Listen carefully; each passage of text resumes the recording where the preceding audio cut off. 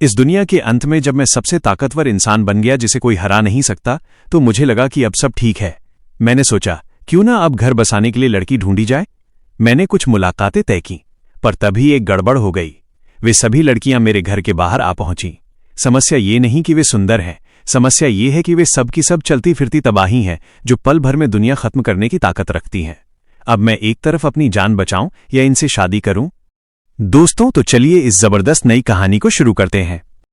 शुरुआत में हम देखते हैं कि साल 2030 में दुनिया में एक बहुत बड़ा बदलाव आता है। आसमान में एक जोरदार धमाका होता है और पूरी दुनिया में आध्यात्मिक ऊर्जा का विस्फोट हो जाता है। एक विशाल सुनहरी रोशनी आसमान से धरती पर गिरती है, जिसके बाद हर इंसान के पास अमर होने और शक्तियां हासिल करने का मौका आ जाता है। लेकिन इसके बाद भी आम आदमी की जिंदगी में कोई खास बदलाव नहीं आता। हम एक ऑफिस का नजारा देखते हैं जहां बॉस अपने कर्मचारियों पर बुरी तरह चिल्ला रहा है। वो गुस्से में कहता है, तुम्हें घर खरीदने के लिए ज्यादा देर तक काम करना होगा, शादी करने के लिए पैसा चाहिए, बच्चे पैदा करने और उन्हें पालने के लिए और भी ज्यादा पैसा चाहिए। अगर देर से आओगे तो पैसे कटेंगे और जल्दी जाओगे तो और भी ज्यादा पैसे कटेंगे। वो साफ कह देता है कि जब तक तुम मर नहीं जाते तब तक तुम्हें बस काम करते रहना है, बिल्कुल एक मशीन की तरह। तभी हमारी कहानी के नायक का सब्र टूट जाता है। वो गुस्से में फट पड़ता है और अपने बॉस को करारा जवाब देते हुए चिल्लाता है, तेरी ऐसी की तैसी, मैं एक इंसान हूं, कोई बोझा ढोने वाला जानवर नहीं। मैं ये नौकरी छोड़ रहा हूं। जैसे ही वो ये फैसला लेता है, अचानक उसके साथ कुछ अद्भुत होता है।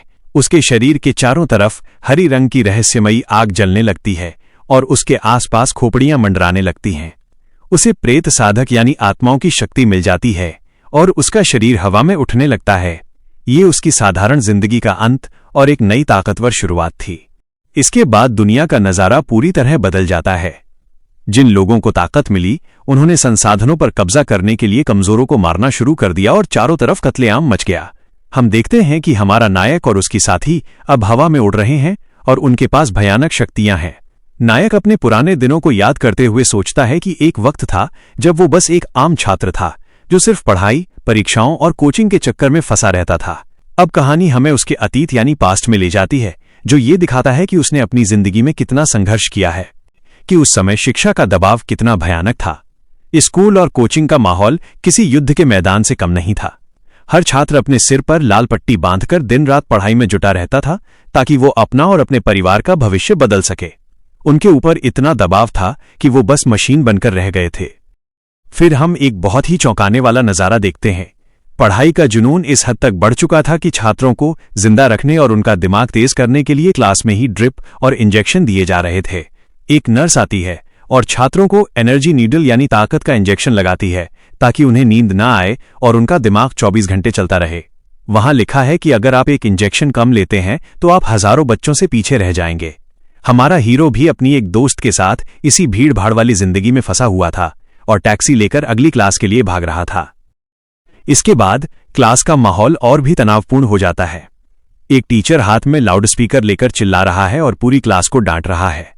वो जोर से पूछता है, ऐ लड़के, क्या तुम ध्यान से सुन रहे हो? हर किसी के चेहरे पर डर और तनाव साफ दिखाई दे रहा है। तभी इस भारी दबाव के बीच अचानक कुछ अद्भुत होता है। क्लास में बैठे बैठे हमारे हीरो के अंदर एक अजीब सी शक्ति जागती है। वो हैरान होकर देखता है कि उसकी डेस्क पर रखा हुआ पेन अपने आप हवा में उड़ने लगा है। उसने उसे हाथ भी नहीं लगाया, लेकिन वो पेन हवा में तैर रहा था। यह उसकी मानसिक शक्ति यानी टेलीकिनेसिस के जागने का पहला संकेत था, जिसने उसे बाकी छात्रों से एकदम अलग बना दिया। इसके बाद दुनिया का माहौल पूरी तरह बदल जाता है। जिनके पास ताकत आई, उन्होंने अधिकार और साधना के संसाधनों पर कब्जा करने के लिए पूरी दुनिया में कत्लेआम मचाना शुरू कर दिया। चारों तरफ सिर्फ तबाही और जंग का मंजर था, जहां हर कोई एक दूसरे को मार रहा था। फिर हम देखते हैं कि ये लड़ाई कितनी भयानक हो चुकी है। आसमान में बिजलियां कड़क रही हैं और अलग अलग गुटों के लोग एक दूसरे से अपनी शक्तियों के साथ भिड़ रहे हैं। तभी इस शोर शराबे और मारकाट के बीच एक जोरदार आवाज गूंजती है, क्या तुम लोगों का लड़ना अभी तक खत्म नहीं हुआ? तभी हमारा हीरो ये चेन वहां नजर आता है। वो बड़े ही बेफिक्र अंदाज में अपने कान खुजा रहा है, जैसे उसे इस युद्ध से कोई फर्क ही नहीं पड़ता। वो चेतावनी देते हुए कहता है, बाप अब 3 तक गिनेगा। उसकी दहशत इतनी ज्यादा है कि जैसे ही उसने ये कहा, जंग के मैदान में मौजूद सभी लड़ाके जो अभी एक दूसरे को मार रहे थे, डर के मारे घुटनों पर आ जाते हैं। उन्हें मजबूरन जोर जोर से चिल्लाना पड़ता है।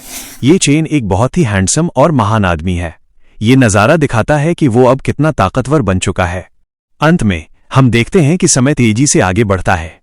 10 साल से ज्यादा का वक्त बीत जाता है।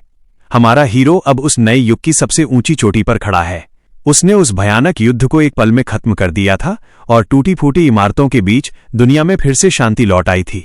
वो अब इस नई दुनिया का बेताज बादशाह बन चुका है।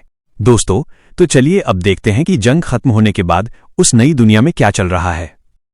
अब हम उस नए युग की एक विशाल और गगनचुंबी इमारत को देखते हैं। इस इमारत के अंदर काम करने का तरीका आम इंसानों जैसा बिल्कुल नहीं है। यहां एक मेज पर रखा पेन अपने आप खड़ा होकर कागज पर लिख रहा है। ये वही जादुई शक्ति है जिससे पहले लड़ाइयां होती थीं, लेकिन अब इसका इस्तेमाल दफ्तर के काम में हो रहा है। हम एक महिला कर्मचारी को देखते हैं जो अपनी मानसिक शक्ति से दर्जनों पेन एक साथ हवा में नचा रही है और बहुत तेजी से कागजी कामकाज निपटा रही है। इसके बाद ऑफिस के अंदर का माहौल काफी भागदौड़ वाला है। एक कर्मचारी तेजी से भागता हुआ आ रहा है और उसके पीछे नीली रोशनी में चमकती हुई फाइलों की एक लंबी कतार हवा में तैर रही है। वो जोर से चिल्लाकर जानकारी देता है, इंजीनियरिंग और निर्माण के बजट को मंजूरी मिल गई है और हार मानने वालों की बैठक की सूची को रिकॉर्ड में दर्ज कर लिया गया है।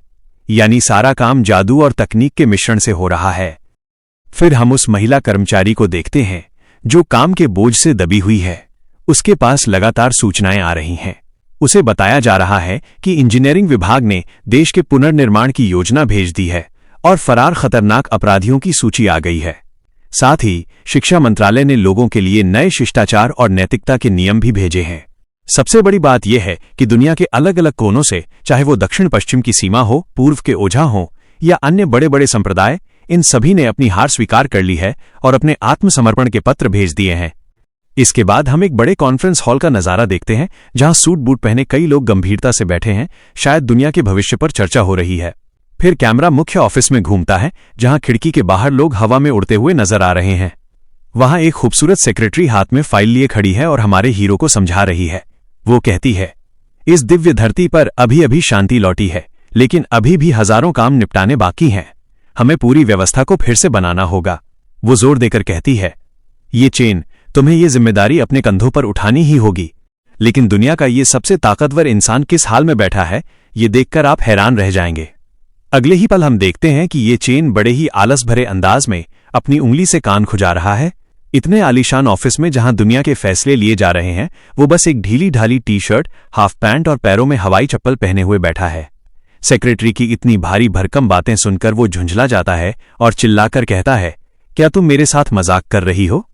अब हमारा हीरो अपनी कुर्सी पर पसरकर बैठ जाता है और पुराने दिनों का रोना रोते हुए कहता है, अपने स्कूल के दिनों में मैंने तुम्हारे साथ इंजेक्शन लिए और कोचिंग के चक्कर लगाए, बिल्कुल एक पढ़ाकू कुत्ते की तरह मेहनत की।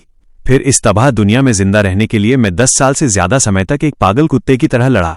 फिर वो अपनी सेक्रेटरी को चिढ़ाते हुए कहता है, अब जब दुनिया में शांति आ गई है, तो क्या तुम चाहती हो कि मैं अपनी बाकी जिंदगी दुनिया के लोगों के लिए एक रखवाला कुत्ता बनकर बिता दूं? वो अपनी आंख नीचे खींचकर और जीभ बाहर निकालकर उसे चिढ़ाता है और कहता है, बाप को अब एक आजाद और बेफिक्र अकेला भेड़िया बनना है, यानी वो अब कोई जिम्मेदारी नहीं लेना चाहता। तभी उसकी सेक्रेटरी का पारा चढ़ जाता है। वो हाथ में पकड़ी हुई फाइल जोर से उसके सिर पर दे मारती है। वो गुस्से में चिल्लाती है, कैसा अकेला भेड़िया, बकवास बंद करो। इसके बाद का नजारा देखने लायक है। दुनिया का सबसे ताकतवर इंसान, जो आसमान के नीचे अजेय, यानी जिसे कोई हरा नहीं सकता, वो अपना सिर पकड़कर दर्द से कराह रहा है। वो अपनी सेक्रेटरी से कहता है, अरे क्या मुझे अपनी इज्जत का भी ख्याल नहीं रखना चाहिए? बाप इस समय पूरी दुनिया में सबसे शक्तिशाली है। तभी उस सेक्रेटरी की नजर उसके पैरों पर पड़ती है और उसका गुस्सा 7वें आसमान पर पहुंच जाता है। वो उसे डांटते हुए कहती है, तुम अब इस पूरी दुनिया के सबसे बड़े मालिक हो। जिस मीटिंग में दुनिया का भविष्य तय होने वाला है, क्या तुम वहां ऐसे लिबास में जाओगे?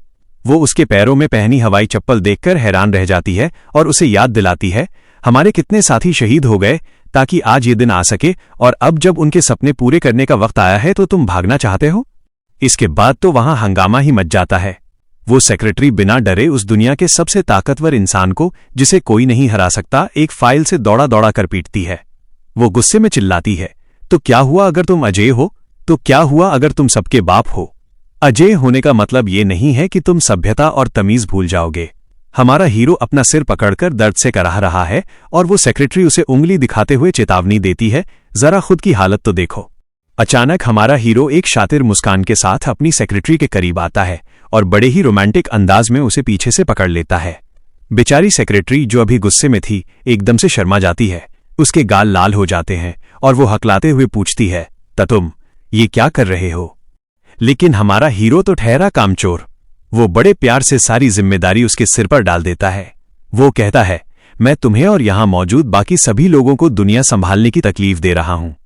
जाओ और मीटिंग निपटाओ। साथ ही वो एक धमकी भी छोड़ता है, अगर कोई भी मेरी बात मानने से मना करे या आनाकानी करे तो सीधा मुझे बताना। इसके बाद वो अपनी मुट्ठी भींचता है और पूरे जोश में कसम खाता है, मैं जाकर उसका ऐसा हाल करूंगा, उसे इतना मारूंगा कि वो रोते रोते तुम्हें मां बुलाने लगेगा। यानी वो कहना चाहता है कि दुनिया का कोई भी नेता अगर नखरे करेगा तो वो उसे नहीं छोड़ेगा। और फिर इतना बड़ा डायलॉग मारने के बाद वो शू करके वहां से रफू चक्कर हो जाता है। हम देखते हैं कि वो बवंडर की तरह भाग रहा है और उसकी सेक्रेटरी हाथ में फाइल लेकर अरे तुम चिल्लाते हुए उसके पीछे भाग रही है। अब हम देखते हैं कि ये चेन की मनमानी देखकर सेक्रेटरी का गुस्सा काबू से बाहर हो रहा है। वो गुस्से में फाइल को इतनी जोर से भींचती है कि फाइल मुड़ जाती है। फिर वो खुद को शांत करने के लिए अपनी आंखें बंद करती है और एक गहरी सांस लेती है। उसे समझ आ जाता है कि चिल्लाने से कुछ नहीं होगा, इसलिए वो अपना तरीका बदलती है और बड़े ही ठंडे दिमाग से उसकी तरफ मुड़ती है। इसके बाद वो एकदम गंभीर होकर उसकी आंखों में आंखें डालकर पूछती है, क्या तुम्हें पक्का यकीन है कि तुम ये नहीं करोगे? उसका ये सवाल एक आखिरी चेतावनी जैसा लगता है, लेकिन हमारा हीरो तो अपनी ही दुनिया में मस्त है। वो बड़े ही बेफिक्र अंदाज में अपनी नाक में उंगली डालकर जवाब देता है, बिल्कुल सही। कॉलेज की प्रवेश परीक्षाएं 10 साल पहले ही खत्म हो चुकी हैं। अब मेरी जिंदगी में ऐसा कुछ भी नहीं बचा है जो मुझे मजबूरी में करना पड़े। यानी उसने साफ कर दिया कि वो अब किसी के दबाव में नहीं आएगा, चाहे दुनिया इधर की उधर हो जाए।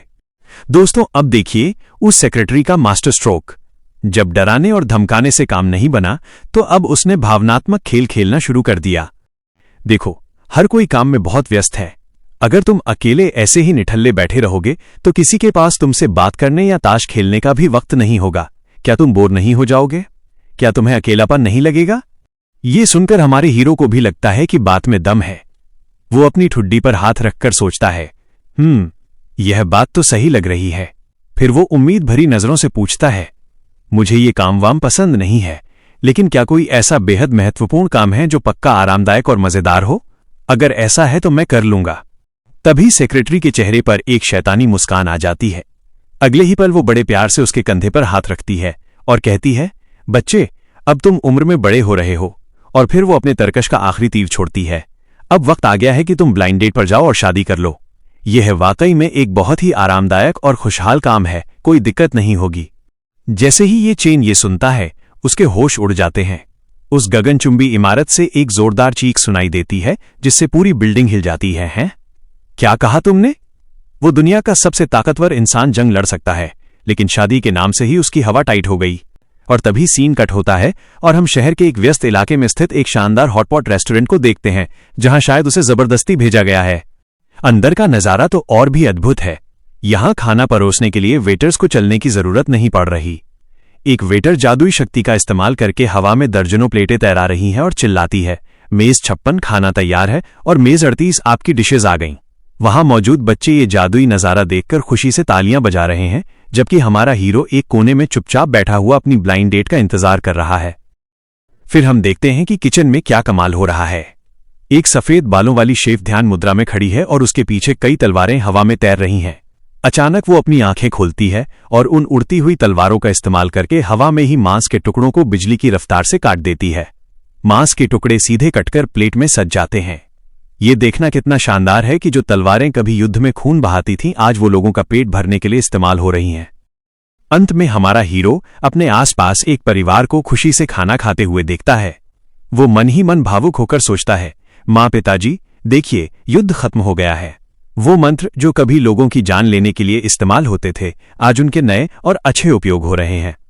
लेकिन उसकी ये खुशी ज्यादा देर नहीं टिकती। वो अपनी मेज पर खाली बैठा बोर हो रहा है और गुस्से में अपनी उंगली मेज पर बजा रहा है। वो चिढ़ते हुए सोचता है, धत्त तेरे की, मैंने स्कूल में सुना था कि जो लोग ब्लाइंड डेट पर देर से आते हैं और नखरे दिखाते हैं वो पक्का लालची और पैसे के भूखे होते हैं। यानी उसकी होने वाली पत्नी अभी तक आई नहीं है और वो अभी से उसे जज करने लगा है। अब हम देखते हैं कि आखिर उसे वहां भेजा कैसे गया। उसने इस मुसीबत से बचने की कितनी कोशिश की थी, ये नज़ारा वाकई मज़ेदार है। हमारा हीरो अपनी कुर्सी पर डर के मारे पीछे हट जाता है और हकलाते हुए चिल्लाता है, ना, नहीं, बिल्कुल नहीं, कैसी ब्लाइंड डेट। वो बच्चों की तरह जिद करने लगता है और कहता है, मैं तो बस अभी कुछ दिन पहले ही खुश रहना शुरू हुआ हूं और अब तुम मुझे फिर से किसी के काबू में देना चाहती हो। मुझे शादी नहीं करनी, मुझे मेरी आज़ादी चाहिए, मुझे बस खुश रहना है। लेकिन उसकी सेक्रेटरी के पास उसे मनाने का अपना ही तरीका है।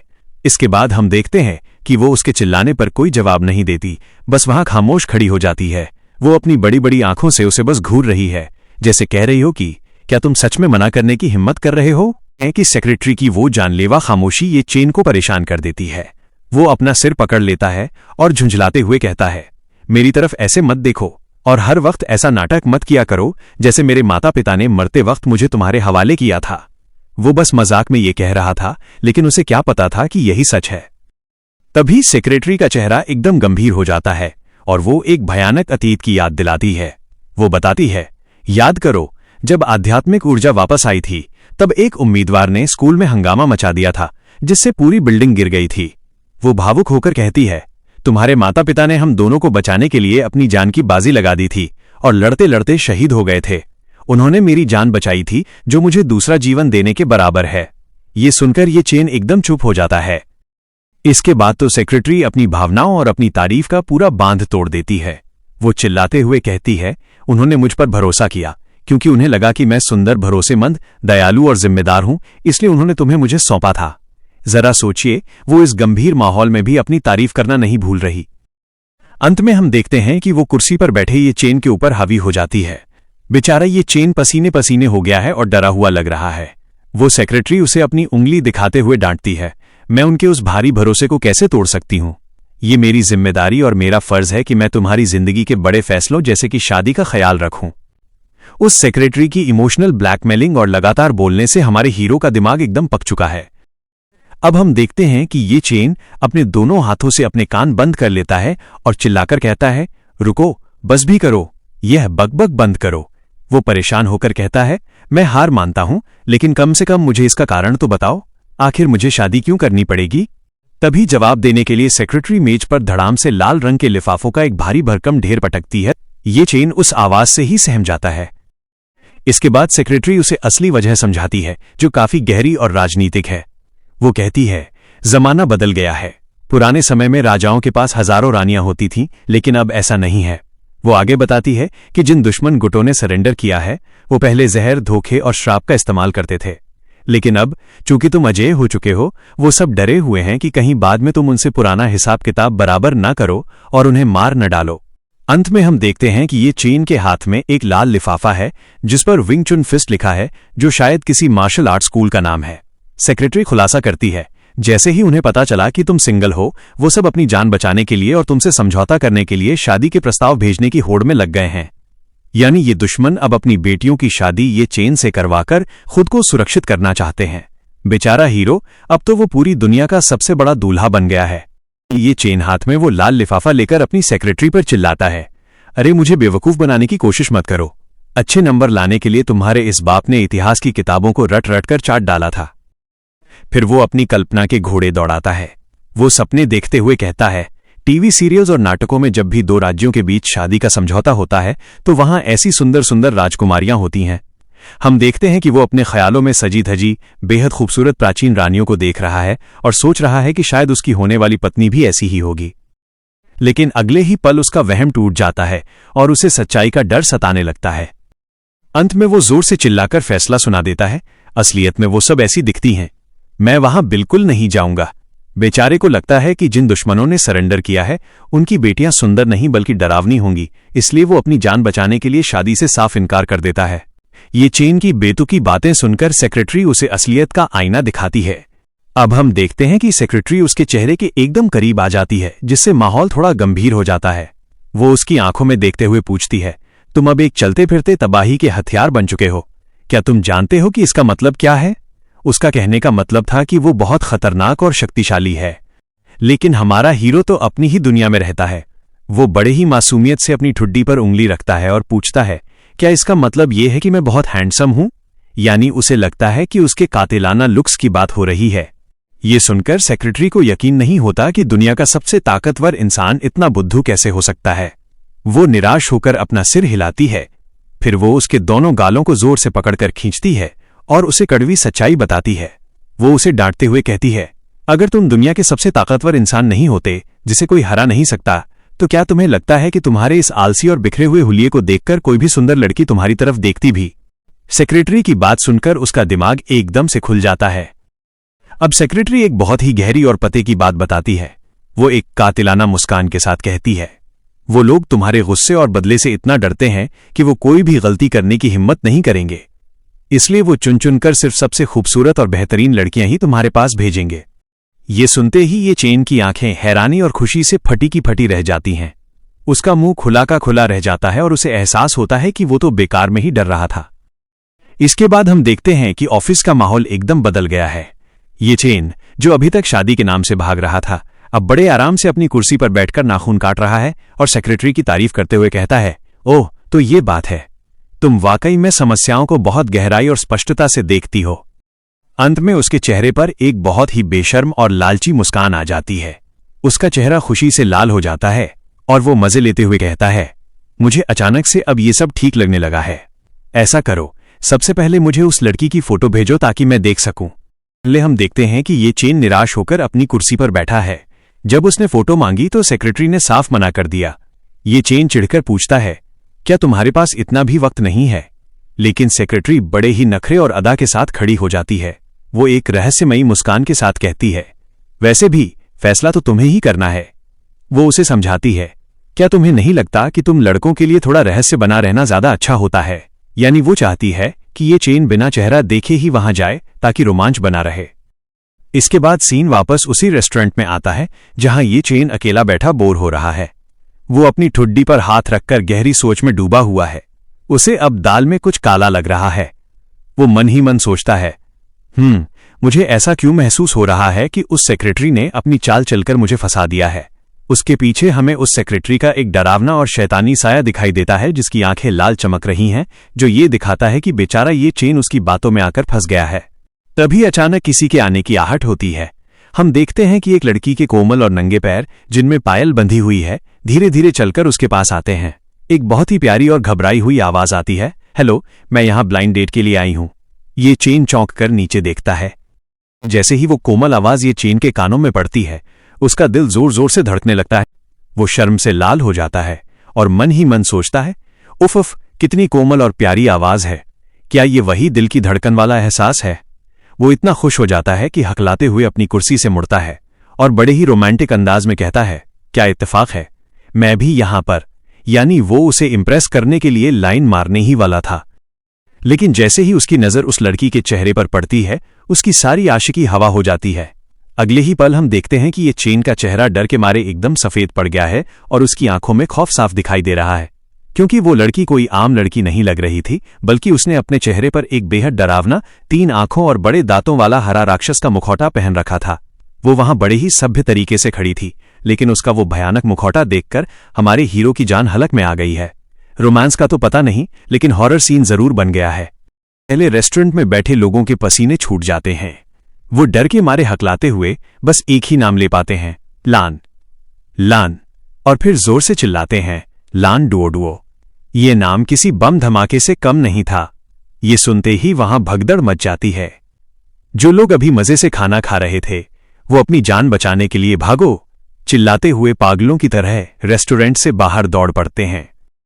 इसके बाद आसमान में भी खौफ का माहौल छा जाता है। एक आदमी लाल ड्रैगन पर उड़ते हुए चिल्लाता है और उसकी पहचान उजागर करता है। ये काली मियाओं की संत 10,000 जहरगू राक्षसी लान डुओ यहां क्या कर रही है? ये तो इस देश के 10 महान दुष्टों की लिस्ट में 7वें नंबर पर आती है। तभी एक और व्यक्ति जो हवा में उड़ रहा है सबको चेतावनी देता है, भागो, अगर इसने अपना जहर छोड़ दिया तो 10 मील के दायरे में न तो कोई हड्डी बचेगी और न ही घास का एक तिनका उगेगा। यानी ये लड़की इतनी जहरीली है कि उसका वहां होना ही मौत की गारंटी है। अंत में हम जमीन पर अफरा तफरी का माहौल देखते हैं। एक पिता अपने डरे हुए बच्चे को गोद में लेकर भाग रहा है। बच्चा रोते हुए कहता है, पापा, मुझे डर लग रहा है। और पिता हैरान होकर चिल्लाता है, युद्ध तो खत्म हो चुका था ना, फिर ये मुसीबत अचानक यहां कहां से आ गई? सोचिए दोस्तों, जिस लड़की को देखकर पूरा शहर खाली हो गया, हमारा हीरो उसी के साथ डेट पर बैठा है। ये चेन अपनी कुर्सी पर बैठा हुआ है और डर और गुस्से के मारे उस लड़की पर उंगली उठाकर चिल्लाता है, क्या तुम लोगों ने, मियाओ सरहद वालों ने, बहुत पहले ही शांति समझौता नहीं कर लिया था? फिर तुम यहां क्या कर रही हो? यानी उसे समझ नहीं आ रहा कि एक सरेंडर कर चुका दुश्मन यहां डेट पर क्यों आया है। फिर कहानी हमें फ्लैशबैक में ले जाती है, जहां हमें पता चलता है कि ये चेन इतना क्यों घबराया हुआ है। वो याद करते हुए बताता है, जब हम पहली बार मिले थे तो तुम्हारे उस भयानक जहर ने मुझे लगभग परलोक पहुंचा ही दिया था। हम देखते हैं कि कैसे वो एक ऊंची इमारत पर खड़ी होकर अपना हरा जहरीला धुआं फैला रही थी। ये चेन बताता है कि उसकी जान कैसे बची। अगर उस वक्त मेडिसिन किंग का वो जीनियस डॉक्टर नहीं होता जिसने पूरे 1 महीने तक मेरे शरीर में सुइयां चुभो कर मेरा इलाज किया, तो मैं नर के दरवाजे से वापस नहीं आ पाता। हम उसे अस्पताल के बिस्तर पर सुइयों और तारों से जकड़ा हुआ देखते हैं, जिससे पता चलता है कि वो कितना खतरनाक अनुभव था। इसके बाद एक और मजेदार लेकिन दर्दनाक किस्सा सामने आता है। ये चेन बताता है, बाद में जब मैंने अपनी शक्ति बढ़ाई और बदला लेने के लिए तुम्हारे पहाड़ों में घुस गया, तो मुझे नहीं पता था कि तुम्हारी जहर कला और भी ज्यादा खतरनाक हो चुकी है। हम एक हरे धुएं से भरे हुए युद्ध के मैदान को देखते हैं। वो आगे रोते हुए कहता है, हालांकि मैंने तुम्हें पीट कर अधमरा कर दिया था, लेकिन मेरी खुद की हालत पतली हो गई थी। वो बताता है कि उस लड़ाई के बाद उसे फिर से अपना पूरा खून बदलवाना पड़ा था और वो महीनों तक उल्टियां और दस्त से परेशान रहा था। सोचिए दोस्तों, जिस लड़की ने इसे इतना तड़पाया हो कि जीतने के बाद भी इसे महीनों तक हॉस्पिटल के चक्कर काटने पड़े, वो अब इसके सामने एक ब्लाइंड डेट बनकर बैठी है। अब हम देखते हैं कि वो लड़की लान डुओडुओ बड़े ही शर्मिले अंदाज में अपने नंगे पैरों को जमीन पर रगड़ रही है। वो बहुत ही धीमी और दबी हुई आवाज में सफाई देती है, मैं तो बस ग्रैंड शमन यानी हमारे कबीले के मुखिया के आदेश पर यहां ब्लाइंड डेट के लिए आई हूं। जरा देखिए उसे। उसने चेहरे पर वो भयानक और डरावना राक्षस का मुखौटा पहना हुआ है, लेकिन उसका खड़ा होने का तरीका इतना संस्कारी और सीधा साधा है जैसे कोई बहुत ही भोली भाली लड़की हो। ये चेन उसे अपनी फटी हुई आंखों से घूर रहा है। उसे समझ नहीं आ रहा कि ये लड़की नाटक कर रही है या सच बोल रही है। इसके बाद ये चेन का गुस्सा 7वें आसमान पर पहुंच जाता है। वो अपनी कुर्सी से खड़ा हो जाता है और उस पर उंगली उठाते हुए चिल्लाता है, क्या तुम मेरे साथ मजाक कर रही हो? वो उसे याद दिलाता है, माना कि मेरी किस्मत अच्छी है और अब मेरे पास हीरो वाली शक्तियां हैं जिससे मुझ पर किसी जहर का असर नहीं होता, लेकिन हम दोनों जानी दुश्मन थे जो एक दूसरे की जान लेने पर तुले हुए थे। क्या तुम वो सब भूल गई? लेकिन तभी वो लड़की कुछ ऐसा कहती है जिससे ये चेन का दिमाग चकरा जाता है। वो मुखौटे के पीछे से बड़े ही मासूमियत से पूछती है, मेरी आपसे कोई दुश्मनी नहीं है, आप ऐसा क्यों कह रहे हैं? ये सुनकर ये चेन के होश उड़ जाते हैं। वो हैरानी से चिल्लाता है, क्या? वो अपनी उंगली से उसके डरावने मुखौटे के सींग पर टन टन करके मारता है। वो हैरानी और गुस्से में उससे पूछता है, हमने युद्ध के मैदान में अपने अपने गुट के लिए कई बार अपनी जान जोखिम में डाली। हम तब तक लड़े जब तक कि हम में से कोई एक मर न जाए, और तुम कह रही हो कि हमारे बीच कोई दुश्मनी नहीं है। तभी लान डुओडुओ बहुत ही ठंडे और सीधे शब्दों में अपनी मजबूरी बताती है। वो अपना सिर थोड़ा झुका लेती है और कहती है, मैं तो बस ग्रैंड शमन यानी हमारे कबीले के गुरु के आदेशों का पालन कर रही थी। मेरे पास सिर्फ 2 ही रास्ते थे, या तो मिशन पूरा करो या मर जाओ। यानी उसके लिए ये कोई निजी दुश्मनी नहीं थी, बल्कि सिर्फ एक हुक्म था जिसे न मानने पर उसकी जान चली जाती। ये सुनकर ये चेन एकदम सन्न रह जाता है। अगले ही पल हम देखते हैं कि उसका सारा गुस्सा और जोश एकदम ठंडा पड़ गया है और वो गहरी सोच में पड़ जाता है। उसे समझ नहीं आता कि वो अब इस बात का क्या जवाब दे। अंत में माहौल एकदम अजीब हो जाता है। ये चेन अपना गाल खुजाते हुए बहुत ही उलझन भरी नजरों से उसे और आसपास देखता है। वो हकलाते हुए खुद से ही पूछता है, उफ, आखिर यहां चल क्या रहा है?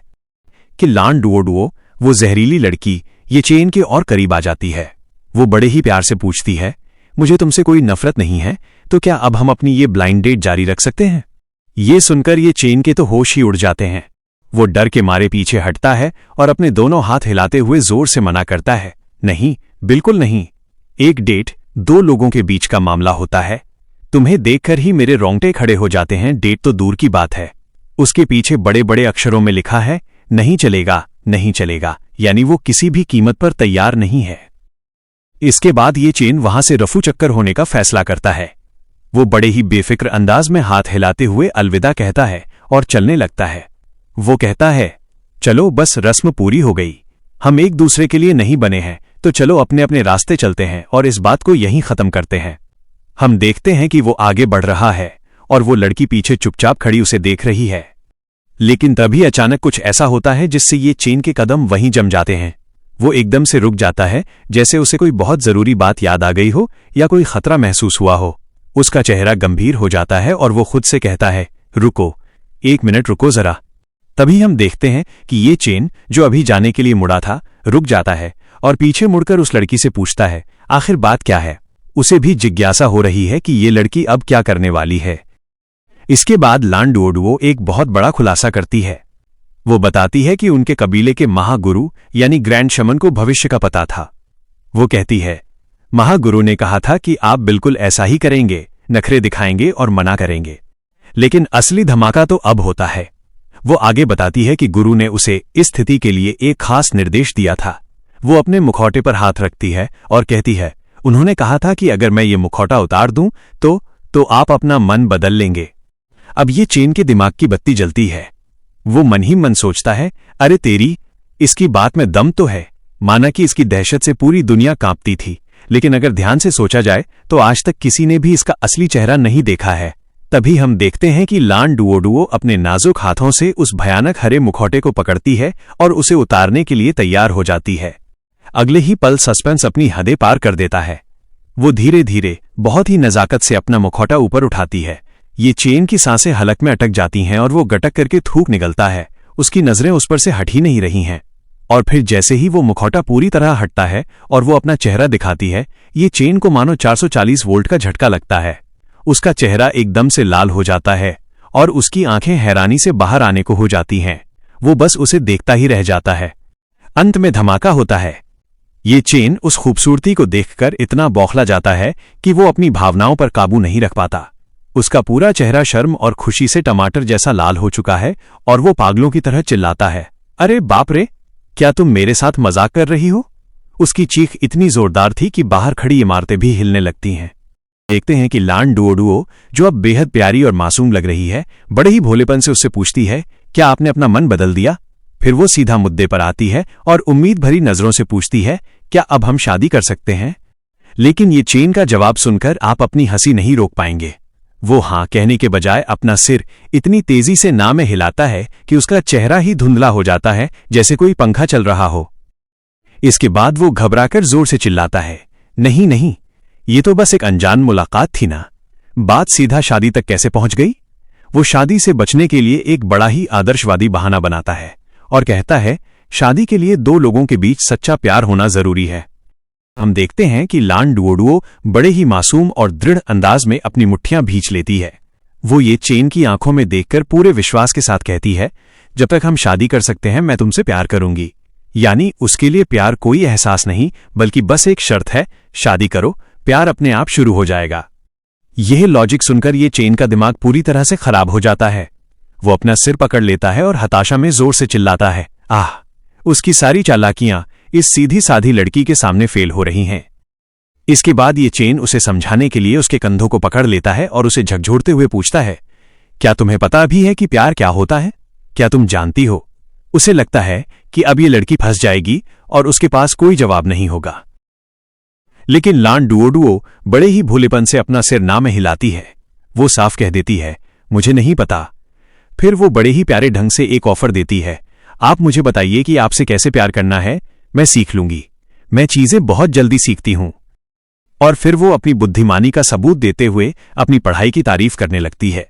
वो कहती है, जब मैं सिर्फ दूसरी कक्षा में थी तब मैंने मिडिल स्कूल के 3रे साल तक का सारा सिलेबस खत्म कर लिया था और हर विषय में पूरे नंबर लाए थे। इसीलिए तो मैं संत बन पाई। मतलब दोस्तों, यह लड़की प्यार को भी स्कूल की पढ़ाई की तरह रटने और सीखने को तैयार है। अब ये चेन इसे कैसे मना करेगा। तो ये लड़की तो वाकई में कमाल है। प्यार को भी पढ़ाई की तरह सीखने की उसकी जिद ने ये चेन को सोच में डाल दिया है। वो सोचता है, हम जैसे साधारण छात्रों को तो पास होने के लिए देवताओं और भगवान से प्रार्थना करनी पड़ती थी और तुक्के लगाने पड़ते थे। हम उसे मंदिर में अगरबत्ती जलाकर किस्मत की भीख मांगते हुए देखते हैं। लेकिन फिर वो खुद को संभालता है और एक गुरु की तरह अपनी उंगली ऊपर उठाकर बड़े ही आत्मविश्वास से कहता है, प्यार असल में, यानी वो उसे प्यार का पाठ पढ़ाने का नाटक शुरू करने वाला है। इसके बाद ये चेन उसे ध्यान से देखता है और मन ही मन उसकी तारीफ और डर महसूस करता है। वो सोचता है, बाप रे, ये तो बचपन से ही एक अव्वल दर्जे की छात्र रही है, जो मुश्किलों को सह सकती है और इतनी होशियार भी है। उसे एहसास होता है कि स्कूल के दिनों में ऐसे बच्चे ही टॉपर बनते थे और अब इस नई दुनिया में भी ऐसे ही लोग सबसे ऊपर हैं। वो डर जाता है कि अगर उसने इसे प्यार सिखाया तो ये उसे भी किसी प्रोजेक्ट की तरह गंभीरता से लेगी। अंत में हम देखते हैं कि ये चेन की बोलती बंद हो गई है। वो अपना सिर खुजाते हुए हकलाता है। माहौल एकदम अजीब और शांत हो जाता है। वो दोनों रेस्टोरेंट के बीच में खड़े हैं और लान डुओडुओ बड़े ही ध्यान से और मासूमियत से उसका मुंह ताक रही है, जैसे किसी टीचर से अगले सवाल का इंतजार कर रही हो। अब हम देखते हैं कि ये चेन अपना सिर पकड़कर बुरी तरह फंस गया है।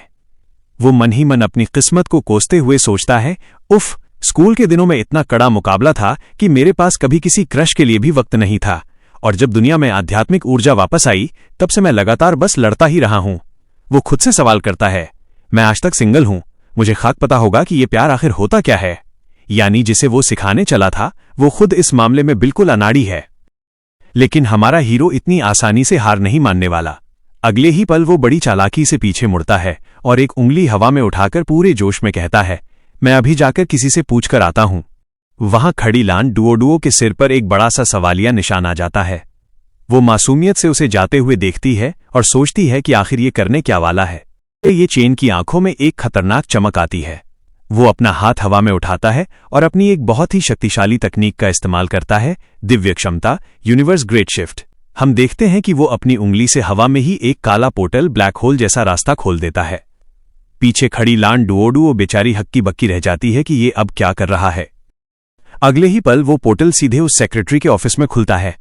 लेकिन वहां का नजारा तो और भी ज्यादा चौंकाने वाला है। वहां वो सेक्रेटरी अकेली नहीं बल्कि उसके दर्जनों रूप क्लोन्स काम कर रहे हैं। वो बेचारी काम के बोझ के मारे इतनी दबी हुई है कि उसने काम निपटाने के लिए अपने ही कई सारे क्लोन बना लिए हैं। कोई फोन पर चिल्ला रहा है, कोई फाइलें लेकर भाग रहा है और कोई बर्गर खा रहा है। सोचिए दोस्तों, वो बेचारी वहां मरने की हालत में काम कर रही है और हमारा हीरो पीछे हवा में एक छोटा सा छेद करके वहां झांक रहा है ताकि उससे पूछ सके कि प्यार क्या होता है। ये चेन अपना सिर खुजाते हुए एक बहुत ही गहरा राज खोलता है। वो कहता है, मुझे वाकई में कॉलेज एंट्रेंस एग्जाम की तैयारी का शुक्रिया अदा करना चाहिए।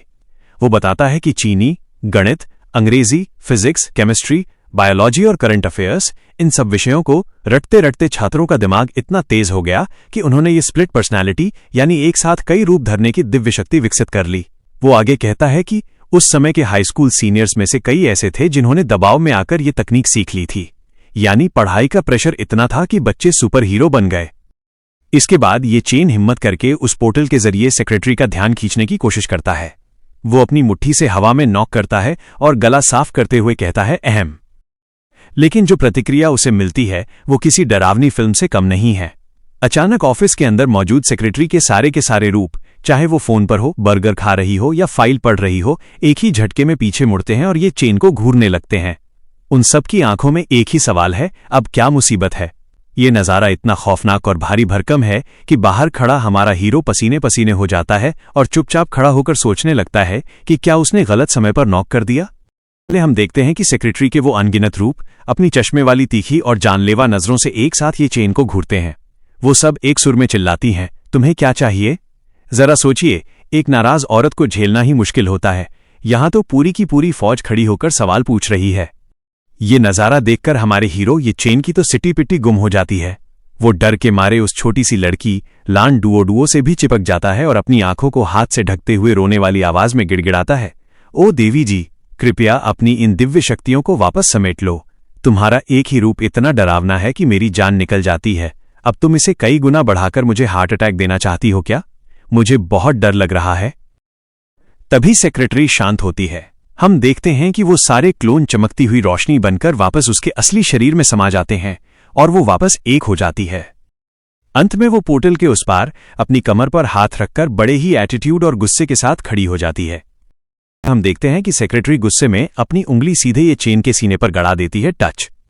वो चिढ़कर उसे धक्का देती है और चिल्लाती है, अरे क्या तुम्हें दिखाई नहीं देता कि मैं काम करने के लिए पहले ही खुद को 1 दर्जन टुकड़ों में बांट चुकी हूं। वो उसे फटकारते हुए कहती है, जाओ और अपनी ये मैच मेकिंग यानी शादी ब्याह का चक्कर खुद संभालो। मेरे पास ये सब देखने और तुम्हारा ये प्यार का दिखावा झेलने का बिल्कुल भी वक्त नहीं है। यानी वो इतनी व्यस्त है कि उसे रोमांस की बातें सुनकर और भी गुस्सा आ रहा है। इसके बाद सेक्रेटरी का ध्यान उस पीछे खड़ी डरी सहमी लड़की पर जाता है। वो अपना हाथ उठाकर उसे बुलाती है और बड़े ही अधिकार से उसका नाम लेती है, डुओ डुओ। ये सुनकर लान डुओ डुओ, जो अभी तक चुपचाप तमाशा देख रही थी, और भी ज्यादा नर्वस हो जाती है। वो बेचारी अपने कपड़े को कसकर पकड़ लेती है, अपनी नजरें झुका लेती है और हकलाते हुए बहुत ही धीमी आवाज में जवाब देती है, हेलो। वो इतनी मासूम और घबराई हुई लग रही है जैसे स्कूल की कोई बच्ची प्रिंसिपल के सामने खड़ी हो। कि ये चेन, जिसे अभी अभी डांट पड़ी थी, वो बिल्कुल भी नहीं डरता। वो पूरे अधिकार के साथ सेक्रेटरी के सामने खड़ा हो जाता है और सीधे उसकी तरफ उंगली उठाकर कहता है, मैं तुम्हारे पास इसलिए आया हूं क्योंकि मुझे एक बहुत जरूरी काम है। इस लड़की को समझाओ कि किसी से प्यार करने का मतलब क्या होता है। पास खड़ी लान डुओ डुओ और सेक्रेटरी दोनों ही उसके इस अजीबोगरीब सवाल से हैरान रह जाती हैं। सेक्रेटरी का चेहरा तो एकदम देखने लायक है। वो इतनी चौंक गई है कि उसकी बड़ी बड़ी आंखें और भी बड़ी हो गई हैं, जैसे उसे यकीन ही नहीं हो रहा कि ये चेन उससे ऐसा सवाल पूछ रहा है।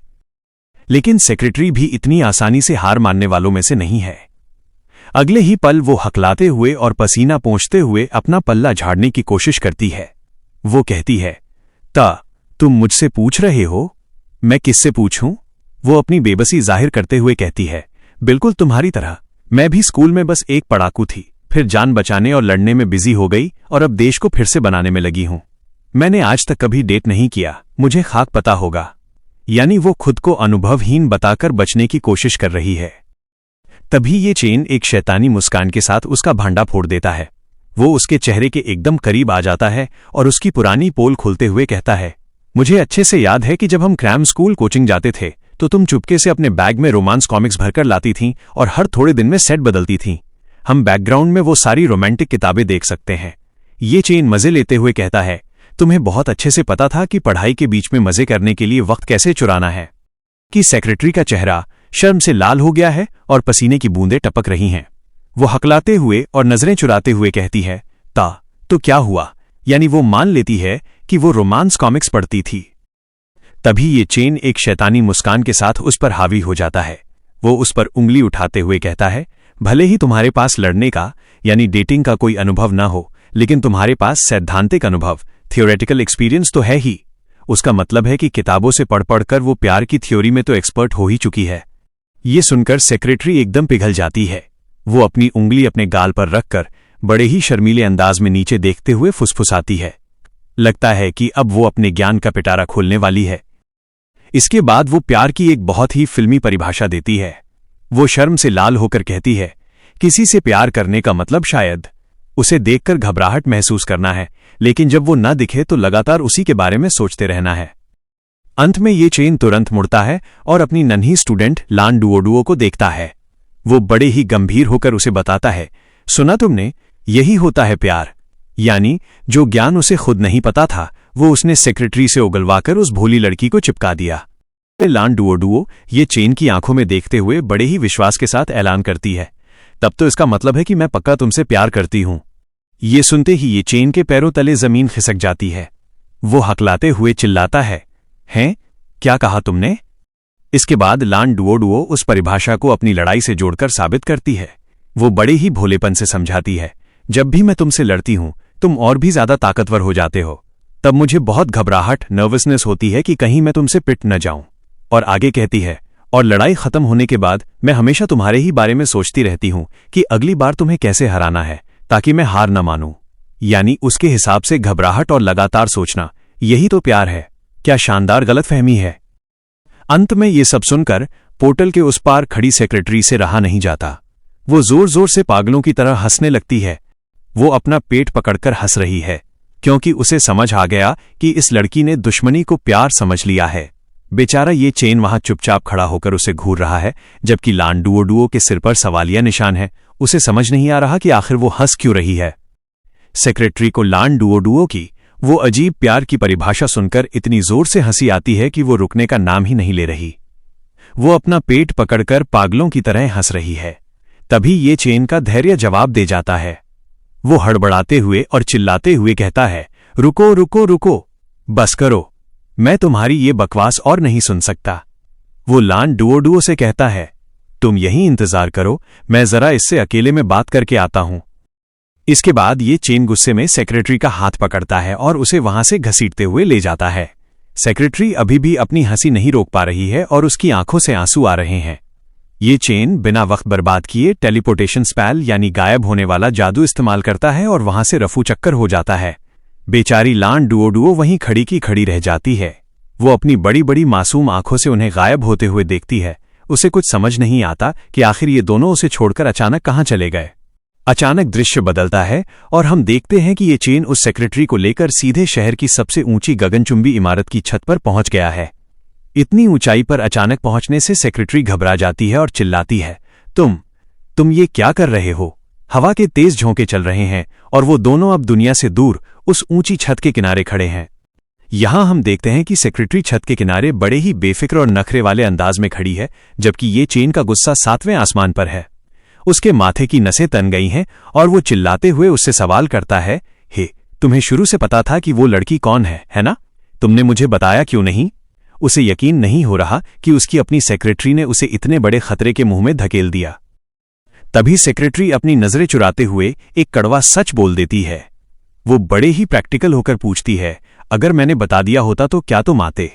यानी उसे पता था कि ये चेन उस लड़की का नाम सुनते ही भाग खड़ा होता। यह सुनकर ये चेन का संयम टूट जाता है। वो बच्चों की तरह जोर जोर से चिल्लाने लगता है और अपने डर का खुलासा करता है, अगर मुझे पता होता कि वो लान डुओडुओ है तो क्या मेरी वहां जाने की हिम्मत भी होती? बेचारा ये चेन, वो दुनिया का सबसे ताकतवर इंसान है, लेकिन उस एक लड़की से इतना डरता है कि उसका नाम सुनते ही उसके पसीने छूट जाते हैं। अब ये चेन को वो भयानक मंजर याद आता है।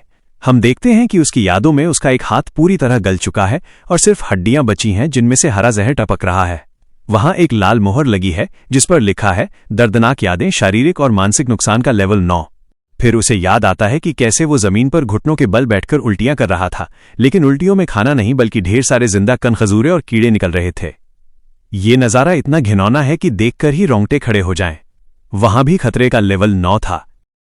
इसके बाद ये चेन हकीकत में वापस आता है। वो अपनी छाती पर हाथ रखकर दर्द भरे स्वर में कहता है, हालांकि अब मेरा शरीर अमर है और मुझ पर हजारों जहरों का कोई असर नहीं होता, लेकिन उस समय उसने मेरे शरीर और दिमाग की जो तबाही मचाई थी उसे भरने में मुझे पूरी जिंदगी लग जाएगी। यानी डर अब शरीर का नहीं बल्कि उस पुराने ट्रॉमा का है। अंत में हम देखते हैं कि छत पर थोड़ी देर के लिए सन्नाटा छा जाता है। ये चेन अपनी उन खौफनाक यादों की वजह से अभी भी सहमा हुआ है और सेक्रेटरी उसे चुपचाप देख रही है। तभी सेक्रेटरी उसके सारे डर और बहानों को नजरअंदाज करते हुए बड़े ही शांत और सीधे अंदाज में एक सवाल पूछती है, क्या वो प्यारी नहीं है? अब हम देखते हैं कि सेक्रेटरी के उस सवाल का जवाब देने के बजाय ये चेन वहां छत के मुंडेर पर उकड़ू बैठ जाता है। वो हवा में एक सिगरेट उछालता है। फिर वो बड़े ही स्टाइल में अपनी उंगली से आग निकालकर उसे जलाता है। वो खुद को बहुत शांत और समझदार दिखाने की कोशिश कर रहा है, जैसे कोई गहरा चिंतन कर रहा हो। तभी वो कश लगाते हुए एक बहुत ही पुरानी कहावत बोलता है, मां सही कहती थी, सुंदर औरतें जहरीली होती हैं।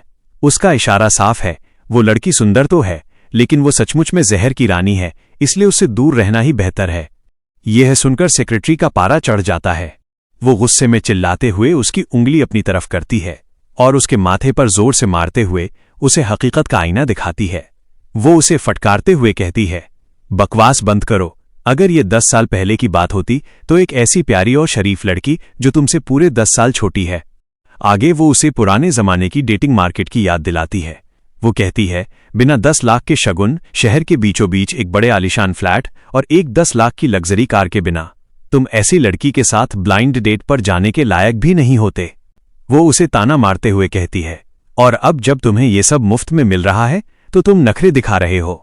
यानी सेक्रेटरी उसे समझा रही है कि बेटा लॉटरी लगी है, चुपचाप मान जाओ। सेक्रेटरी की बातें सुनकर ये चेन को दाल में कुछ काला नजर आता है। अब हम देखते हैं कि ये चेन जो अभी भी मुंडेर पर बैठा सिगरेट पी रहा है, अपनी सेक्रेटरी की तरफ शक भरी नजरों से देखता है। वो सीधे उससे पूछता है, अरे मुझे ऐसा क्यों लग रहा है कि तुम जबरदस्ती हम दोनों की जोड़ी बनवाकर हमारा वंश आगे बढ़ाना चाहती हो? वो उंगली उठाते हुए कहता है, तुम पक्का मुझसे कुछ और भी छिपा रही हो।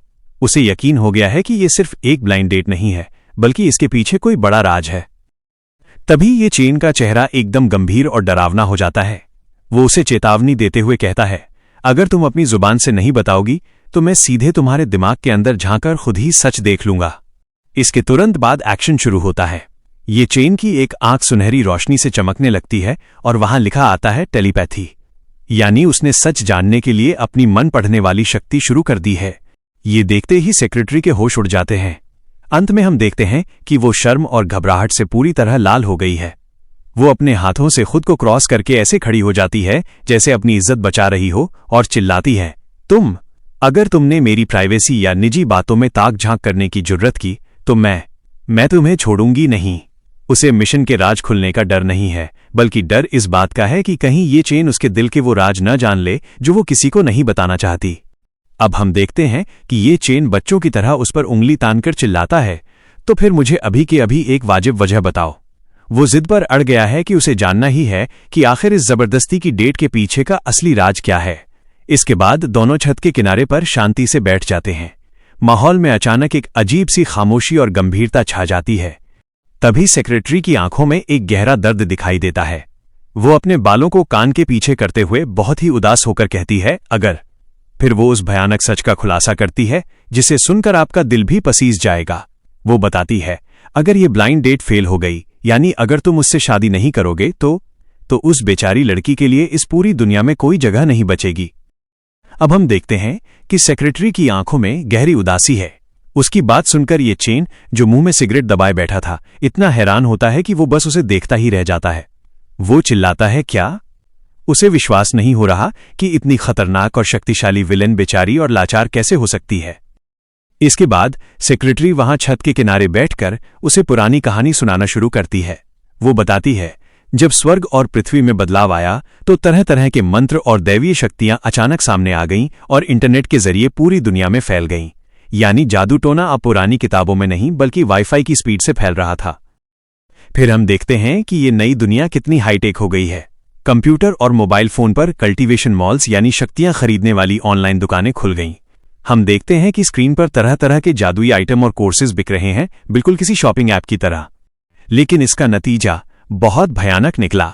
सेक्रेटरी बताती है कि सभी गुटों ने अपने अपने इलाके बना लिए। सबसे पहले दक्षिण पूर्व के शी परिवार ने शुरुआत की और उन्होंने पहला मानव हथियार विकसित किया, हानबा ज़ॉम्बी किंग। अंत में हम उस खौफनाक राक्षस को देखते हैं जो किसी बुरे सपने जैसा दिखता है, विशाल, काला, नुकीले पंजे और बेहद डरावना। ये दुनिया का पहला इंसान से बना हुआ हथियार था। कि सेक्रेटरी उन दिनों के खौफनाक सच को बयां करती है। वो बताती है, जिन गुटों के पास संसाधन और ताकत थी, उन्होंने अपनी रक्षा और हमले के लिए अपने खुद के विनाशकारी इंसानी हथियार, ह्यूमनॉइड वेपन्स बनाना शुरू कर दिया ताकि दूसरों पर अपना दबदबा बनाए रख सकें। हम तस्वीरों में देखते हैं कि कैसे भयानक और शैतानी रूप वाली औरतों और योद्धाओं को तैयार किया गया, जिनके सिर पर सींग और आंखों में नीली चमक थी। वो आगे बताती है, इसी के बाद ह्यूमन वेपन रैंकिंग यानी इन इंसानी हथियारों की ताकत की लिस्ट वजूद में आई। इसके बाद कहानी एक मासूम बच्ची की तरफ मुड़ती है जिसे सुनकर आपका दिल दहल जाएगा। सेक्रेटरी ये चेन को बताती है, उस समय लान डुओ सिर्फ एलिमेंट्री स्कूल की दूसरी कक्षा 2nd ग्रेड की छात्रा थी। हम उस छोटी सी प्यारी सी बच्ची को एक अंधेरे कमरे में स्कूल यूनिफॉर्म में खड़ा देखते हैं। सेक्रेटरी बताती है, उसे और उसके जैसे कई बच्चों को ब्लैक मियाओ की बड़ी चुड़ैल ने 10,000 जहर वाली विधि सीखने के लिए कैद कर लिया था। फिर हम उस भयानक रस्म को देखते हैं जिसे AGU कहा जाता है। अंधेरे तहखाने में कई छोटी बच्चियों की आंखों पर पट्टी बांधकर खड़ा किया गया है और उनके सामने एक विशाल राक्षस की मूर्ति है। अगले ही पल हम देखते हैं कि मुखौटा पहने हुए 2 आदमी एक बड़े से मटके का ढक्कन बंद कर रहे हैं और उस मटके के अंदर वो नन्ही लान डुओ डरी हुई बैठी है। वो मटका खाली नहीं है बल्कि उसके अंदर जहरीले सांप, कनखजूरे और बिच्छू भरे पड़े हैं। सोचिए, एक छोटी सी बच्ची को जिंदा जहरीले कीड़ों के साथ बंद कर दिया गया ताकि वो उनसे लड़कर और भी जहरीली बन सके। अंत में एक बहुत ही दर्दनाक नजारा सामने आता है। हम देखते हैं कि उस टूटे हुए मटके के अंदर लान डुओ अपने घुटनों को पकड़कर सहमी हुई बैठी है। उसके आसपास हड्डियों और कंकालों का ढेर लगा है। सेक्रेटरी बताती है, अंत में सिर्फ लान डुओ ही जिंदा बची। यानी वो कोई विलेन नहीं है बल्कि एक ऐसा हथियार है जिसे जिंदा रहने के लिए बचपन में ही नर्क से गुजरना पड़ा। दोस्तों, ये चेन अपनी सेक्रेटरी की बात सुनकर थोड़ा भड़क जाता है और उसे अपनी मेहनत याद दिलाता है। अब वो उसकी आंखों में देखते हुए कहता है, क्या उस वक्त हम भी बुरी हालत में नहीं थे? मैंने भी तो सब कुछ दांव पर लगा दिया था, एक जुआरी की तरह अपनी जान जोखिम में डाली और मौत के साथ बार बार आंख मिचोली खेली। तब जाकर मुझे ये हीरो वाली शक्ति मिली और मैं इस जंग को रोकने वाला सहारा बन पाया। फिर वो छत के किनारे बैठकर हैरानी से पूछता है, लेकिन इन सब बातों का इससे क्या लेना देना कि अब लान डुओडुओ के लिए दुनिया में कोई जगह नहीं बची। उसे अब भी समझ नहीं आ रहा कि उसकी और लान डुओडुओ की स्थिति में इतना फर्क क्यों है। तभी सेक्रेटरी उसे असलियत दिखाने के लिए नीचे चमकते हुए शहर की तरफ इशारा करती है। वो उसे समझाती है, अब जब दुनिया में शांति हो गई है तो तुम वो मजबूत लंगर हो जिसने सबको थामे रखा, इसलिए 9 राज्यों के लोग सिर्फ तुम्हारी इज्जत करते हैं और तुम्हें भगवान की तरह पूजते हैं। इसके बाद वो एक कड़वे सवाल के साथ उसकी तरफ मुड़ती है, लेकिन उसका क्या? आखिरकार सेक्रेटरी उस डरावने सच का खुलासा करती है। हम देखते हैं कि लोगों की नजरों में लान डुओडुओ कोई मासूम लड़की नहीं, बल्कि एक विशाल और खौफनाक राक्षस है जिसका चेहरा देखकर ही रूह कांप जाए। सेक्रेटरी बताती है, 10,000 जहर वाली संत की डरावनी शोहरत आसमान के नीचे हर कोई जानता है। भला कौन ऐसा इंसान होगा जो एक चलते फिरते जहर के गोदाम यानी मौत के सामान के पास रहने की हिम्मत करेगा? तस्वीर में हम देखते हैं कि कैसे उसकी परछाई मात्र से ही लोग डर के मारे भाग रहे हैं। यही वजह है कि शांति होने के बावजूद कोई उसे अपनाने को तैयार नहीं है। सेक्रेटरी की बात अब सच साबित होती दिखाई दे रही है कि कैसे दुनिया ने इस लड़की को ठुकरा दिया है। अब हम देखते हैं कि लान डुओडुओ एक पार्क में अकेली खड़ी है। उसका चेहरा उदास है और वो अपनी ही परछाई को देख रही है। तभी एक छोटी सी प्यारी बच्ची खिलखिलाते हुए उसके पास आती है। वो बच्ची दुनिया के डर से अनजान है और बड़े प्यार से अपनी पसंदीदा गुड़िया लान डुओडुओ को देने के लिए आगे बढ़ाती है। लान डुओडुओ की आंखों में चमक आ जाती है। उसे लगता है कि शायद कोई तो है जो उससे नफरत नहीं करता। लेकिन जैसे ही वो खुश होकर उस गुड़िया को लेने के लिए अपना हाथ आगे बढ़ाती है, एक झटके में सब खत्म हो जाता है। अचानक हम देखते हैं कि उस बच्ची का पिता दौड़कर आता है और उसे जोर से पीछे खींच लेता है। बेचारी गुड़िया लान डुओडुओ के हाथों में आने के बजाय जमीन पर गिर जाती है। वो आदमी अपनी बच्ची को लान डुओडुओ से ऐसे दूर कर रहा है जैसे वो कोई छूत की बीमारी हो। इसके बाद वो पिता अपनी बच्ची को गोद में उठाकर वहां से भाग खड़ा होता है। वो जाते जाते पीछे मुड़कर लान डुओडुओ को घूरता है, मानो कह रहा हो कि मेरी बच्ची से दूर रहो। लान डुओडुओ बस खामोशी से उन्हें जाते हुए देखती रहती है। फिर हम उसके चेहरे के भाव बदलते हुए देखते हैं। पहले वो हैरान होती है और फिर उसकी आंखों में एक गहरा सूनापन छा जाता है। उसे समझ आ जाता है कि उसके लिए खुशियां नहीं बनी हैं। अब वो एकदम अकेली रह गई है। उस खाली जगह में सिर्फ वो और उसकी उदासी बची है। अंत में हम वापस छत पर आते हैं जहां ये चेन सिगरेट पी रहा है। लान डुओडुओ का ये दर्दनाक अतीत सुनकर वो एकदम शांत हो गया है और गहरी सोच में पड़ गया है। यहां हम देखते हैं कि ये चेन सिगरेट मुंह में लिए हुए बड़े ही गंभीर होकर सेक्रेटरी से पूछता है, तो क्या तुम भी मुझसे डरती हो?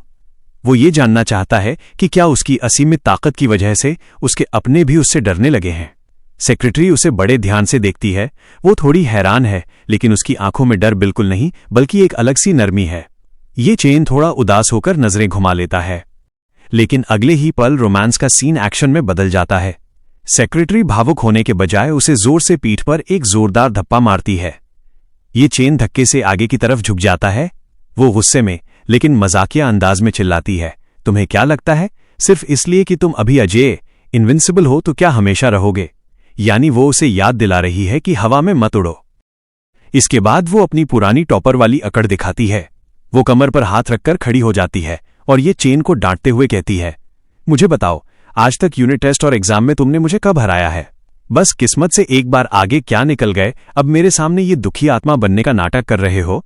वो पूरे कॉन्फिडेंस के साथ चैलेंज करती है, लिख के ले लो, मैं बहुत जल्द तुम्हारी बराबरी कर लूंगी। अंत में ये चेन की पुरानी शैतानी मुस्कान वापस आ जाती है। वो वहां किनारे पर बैठकर अपने सिर के पीछे हाथ रखते हुए बड़ी खुशी और सुकून से कहता है, ठीक है, मैं समझ गया बाबा, अब तुम वापस जाओ, इसे मैं संभाल लूंगा। उसके चेहरे पर अब वो टेंशन नहीं, बल्कि एक सुकून है कि कोई तो है जो उसे अभी भी वही पुराना दोस्त समझता है और उसे चुनौती देने की हिम्मत रखता है। यहां हम देखते हैं कि सेक्रेटरी जाने से पहले पीछे मुड़ती है और शक भरी नजरों से उससे पूछती है, तुम क्या करने वाले हो?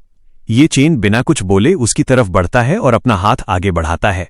सेक्रेटरी हैरान होकर उसे देखती रह जाती है। उसे समझ नहीं आता कि ये अचानक उसके चेहरे के पास हाथ क्यों ला रहा है।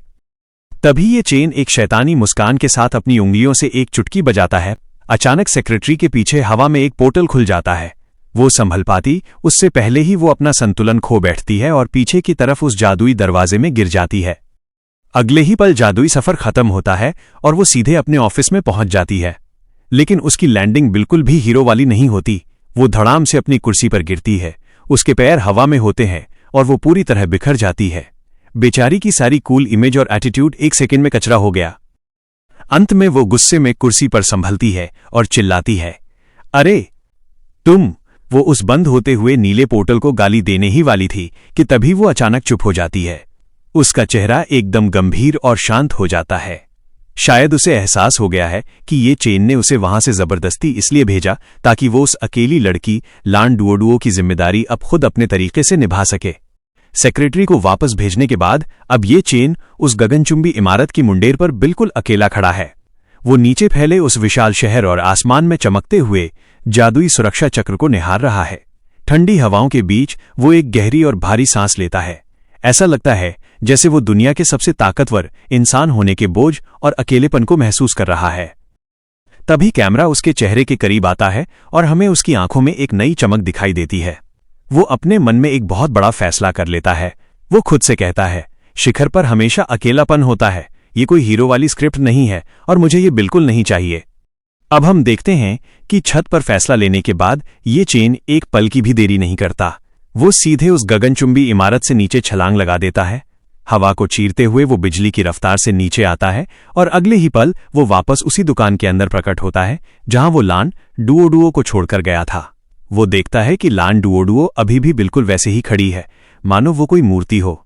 वहां पहुंचकर ये चेन थोड़ा हैरान होता है और अपना सिर खुजाते हुए उससे पूछता है, इतना लंबा समय बीत गया, क्या तुम तब से बस यहीं खड़ी हो?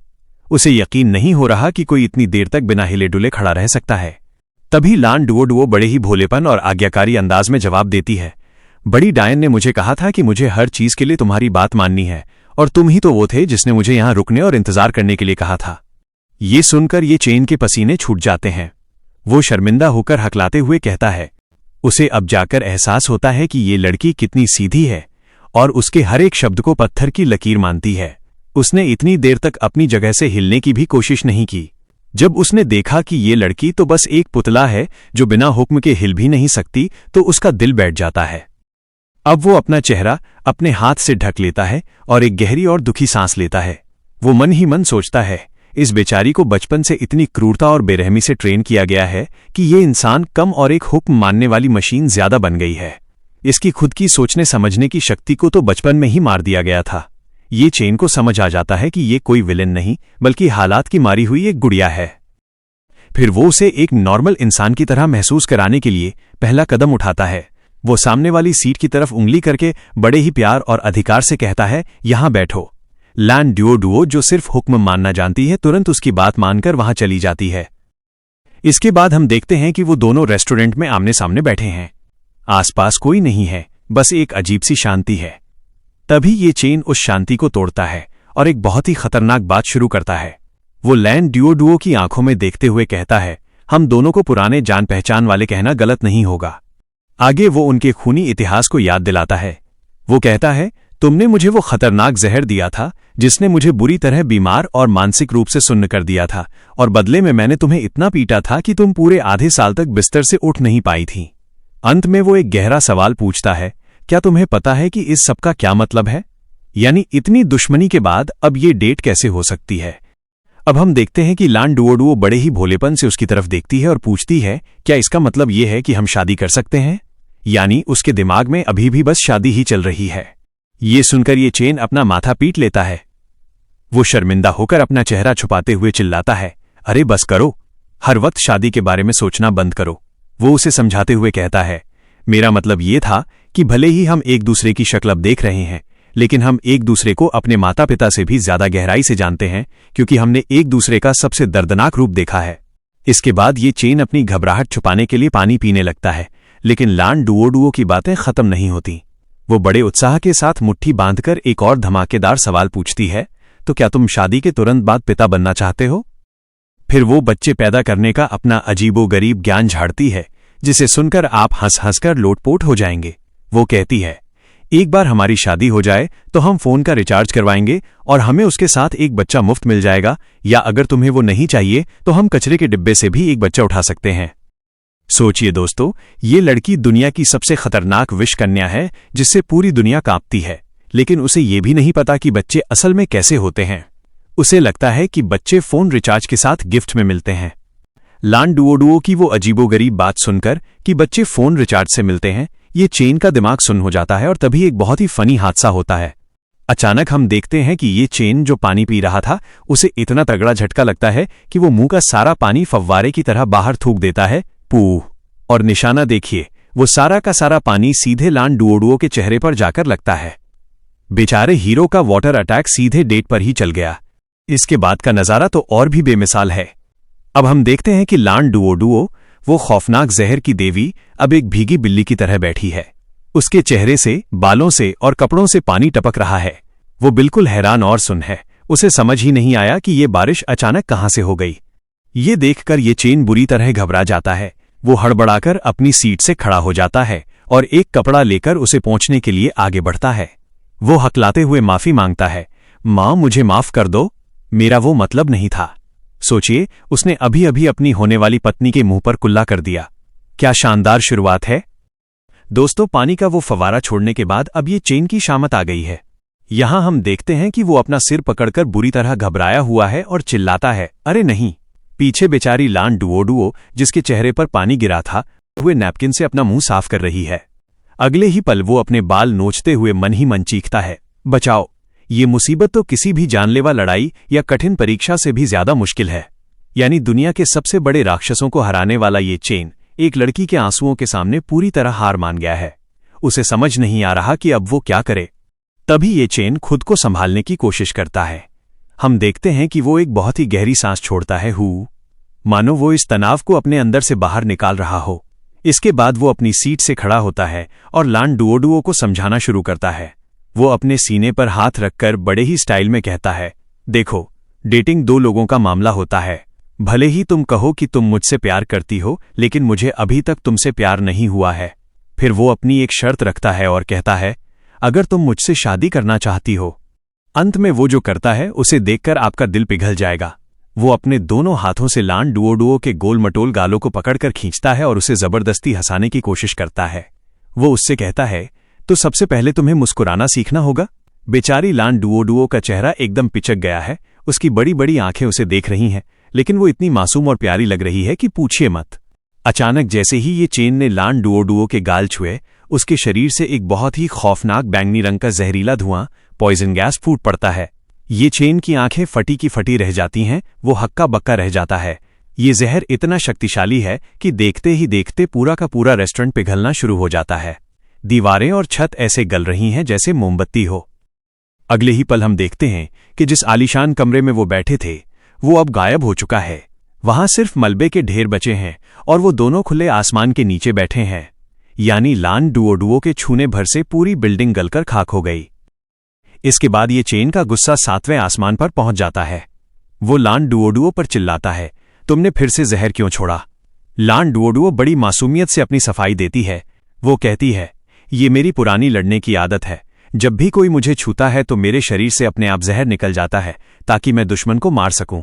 यानी वो इसे रोक नहीं सकती, ये ऑटोमैटिक है। फिर ये चेन उसे डांटते हुए कहता है, तुम्हें ये आदत भी बदलनी होगी। लान डुओडुओ अपनी उंगलियों से खेलती हुई थोड़ा डरते हुए कहती है, ये थोड़ा मुश्किल है क्योंकि ये अब मेरे शरीर का रिफ्लेक्स, कंडीशन रिफ्लेक्स बन चुका है। लेकिन जब ये चेन उस टूटी हुई इमारत और मलबे की तरफ इशारा करते हुए कड़ाई से पूछता है, तो तुम इसे बदलोगी या नहीं, तो बेचारी लान डुओडुओ डर के मारे तुरंत मान जाती है और चिल्लाती है, मैं इसे बदल लूंगी, पक्का बदल लूंगी। सोचिए दोस्तों, बस एक स्माइल सिखाने के चक्कर में हीरो ने पूरा का पूरा मोहल्ला ही उड़ा दिया। कि ये चेन हवा में अपना हाथ उठाता है जिस पर जादुई मंत्र चमक रहे हैं। वो अपनी महान दिव्य शक्ति, ग्रेट डिवाइन एबिलिटी का इस्तेमाल करता है। वो समय के चक्र को ही उल्टा घुमा देता है, टाइमलाइन रिवर्सल। अचानक नीले रंग के बड़े बड़े जादुई घेरे बन जाते हैं और वो पूरा का पूरा मलबा वापस जुड़ने लगता है, मानो समय पीछे जा रहा हो। इसके बाद जो नजारा सामने आता है वो किसी जादू से कम नहीं है। वो पिघली हुई इमारत वापस पूरी तरह खड़ी हो जाती है और बिल्कुल नई जैसी दिखने लगती है। फिर हम देखते हैं कि वो दोनों वापस उसी रेस्टोरेंट के अंदर खड़े हैं। सब कुछ बिल्कुल वैसा ही है जैसा तबाही से पहले था। तभी लान डुओडुओ, जिसे अपनी आंखों पर यकीन नहीं हो रहा, कांपते हुए पूछती है, तुम अब स्पेस और स्पेस टाइम को भी उल्टा कर सकते हो? ये तुमने कब सीखा? अंत में ये चेन बड़े ही बेफिक्र अंदाज में हाथ जेब में डालकर जवाब देता है, अरे ये तो मैंने उस पिछली से पिछली बार सीखा था जब मैंने तुम्हें बुरी तरह पीटा था। जब लान डुओडुओ हैरानी से पूछती है कि उसे इस समय पलटने के बारे में पता क्यों नहीं चला, तो ये चेन बड़े ही एटीट्यूड में जवाब देता है, अगर तुम्हें पता चल जाता तो फिर उसे समय को पलटना कैसे कहते? लेकिन असलियत तो कुछ और ही है। वो मन ही मन पसीने पोंछते हुए सोचता है, अगर इस लड़की को पता चल गया कि सिर्फ एक बार इसे हराने के लिए मुझे हजारों बार समय को पीछे घुमाना पड़ा था, तो मेरी तो सारी इज्जत मिट्टी में मिल जाएगी। यानी हमारा हीरो इससे जीतने के लिए हजारों बार पिटा था, तब जाकर उसे जीत मिली थी। फिर ये चेन बात बदलते हुए उसे एक मिशन देता है। वो कहता है, ठीक है, तुम इसी शहर में रहो, मैं तुम्हें नौकरी दिला दूंगा, और साथ ही तुम्हें यह सीखना होगा कि मेरा दिल तुम्हारे लिए कैसे धड़के। उसका मतलब था कि उसे प्यार करना सीखो। मगर इस भोली लड़की का जवाब सुनकर आप अपना सिर पकड़ लेंगे। वो बड़े जोश में मुट्ठी बांधकर कहती है, समझ गई, मैं रुकती हूं जब तक मैं कोई ऐसा खतरनाक जहर या गू न बना लूं जिससे तुम्हारा दिल जोर जोर से धड़कने लगे, और फिर तुम मुझसे शादी कर लोगे। बेचारा ये चेन, वो रोमांस की बात कर रहा था और ये उसे हार्ट अटैक देने वाला जहर बनाने की सोच रही है। अगले ही पल ये चेन घबराकर बस हाँ हाँ ठीक है करता है। तभी लान डुओडुओ बताती है कि वो खाली नहीं बैठी थी। वो कहती है, फिलहाल के लिए तो ये काम नहीं कर रहा, मैंने अभी अभी तुम पर कई बार कोशिश की। इसके बाद वो उन चीजों की लिस्ट गिनाना शुरू करती है जो उसने चुपके से ये चेन पर इस्तेमाल कर दी। वो कहती है, ऐसी चीजें जो मर्दों में इच्छा जगाती हैं, दिल की धड़कन तेज करती हैं। हम देखते हैं कि ये चेन के कंधे पर एक कीड़ा आकर बैठ जाता है। वो आगे बताती है, और बहुत ही शक्तिशाली फीमेल फेरोमोन्स। लेकिन तुम पर किसी भी चीज का रत्ती भर भी असर नहीं हुआ। अंत में जो नजारा सामने आता है उसे देखकर आपकी हंसी नहीं रुकेगी। ये चेन वहां पसीने में लथपथ खड़ा है और लान डुओडुओ के उन प्यार वाले केमिकल्स का असर उस पर तो नहीं हुआ क्योंकि वो अमर है, लेकिन उसके शॉट्स पर बैठे दो कीड़े और नीचे जमीन पर दो छोटे छोटे चूहे एक दूसरे को किस कर रहे हैं। यानी उसका नशा इतना तगड़ा था कि आसपास के जानवर भी रोमांस करने लगे, बस हमारे सख्त हीरो पर ही कुछ नहीं हुआ। अब हम देखते हैं कि वो बड़े गर्व के साथ एक प्यारी सी गुलाबी नोटबुक दिखाती है जिस पर एक खोपड़ी बनी है और लिखा है, मेरा जहर बनाने का ज्ञान 66वां संस्करण।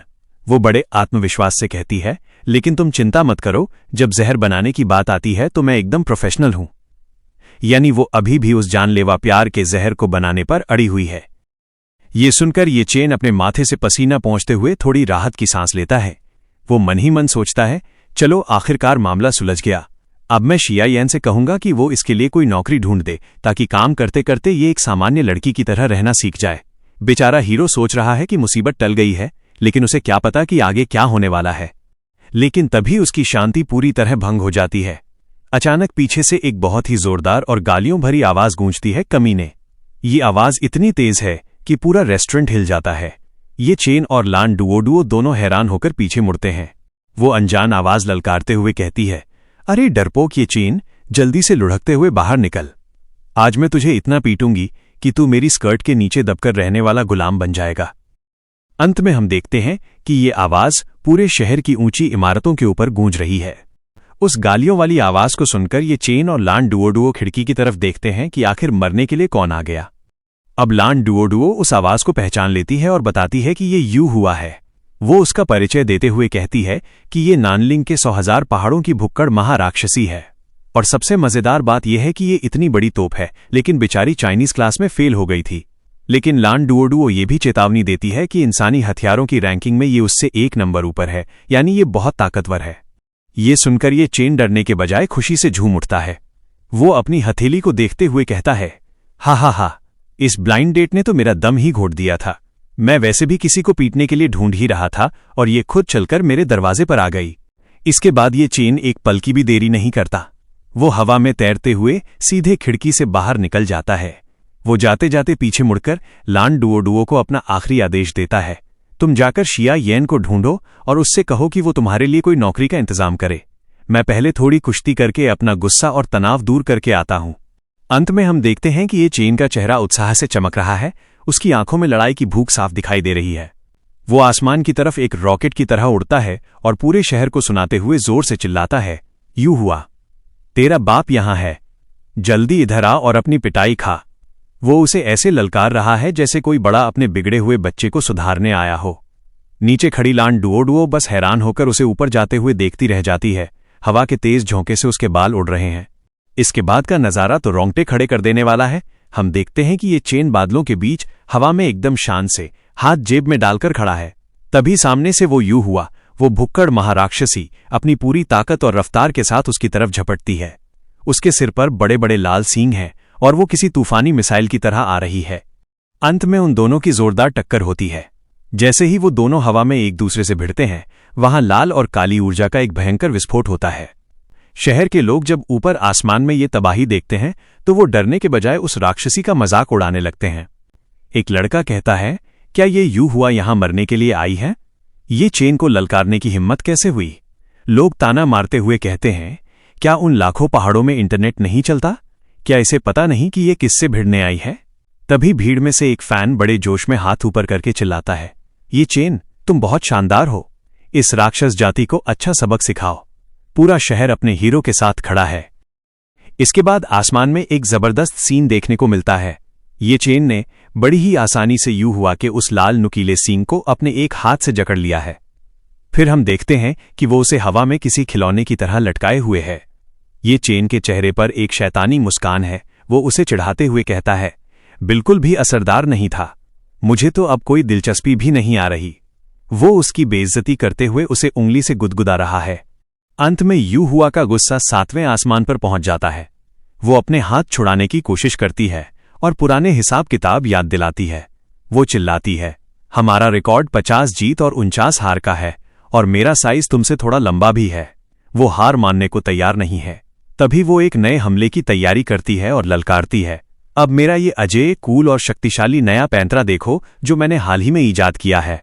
यानी अब वो अपना सबसे खतरनाक वार करने वाली है। तभी हम देखते हैं कि यूं हुआ वो राक्षसी अपना मुंह पूरा खोल देती है और उसके गले के अंदर एक बहुत ही खतरनाक चमकती हुई ऊर्जा जमा होने लगती है। वो अपनी नई तकनीक इस्तेमाल करने वाली है। इसके बाद वो एक जोरदार दहाड़ मारती है।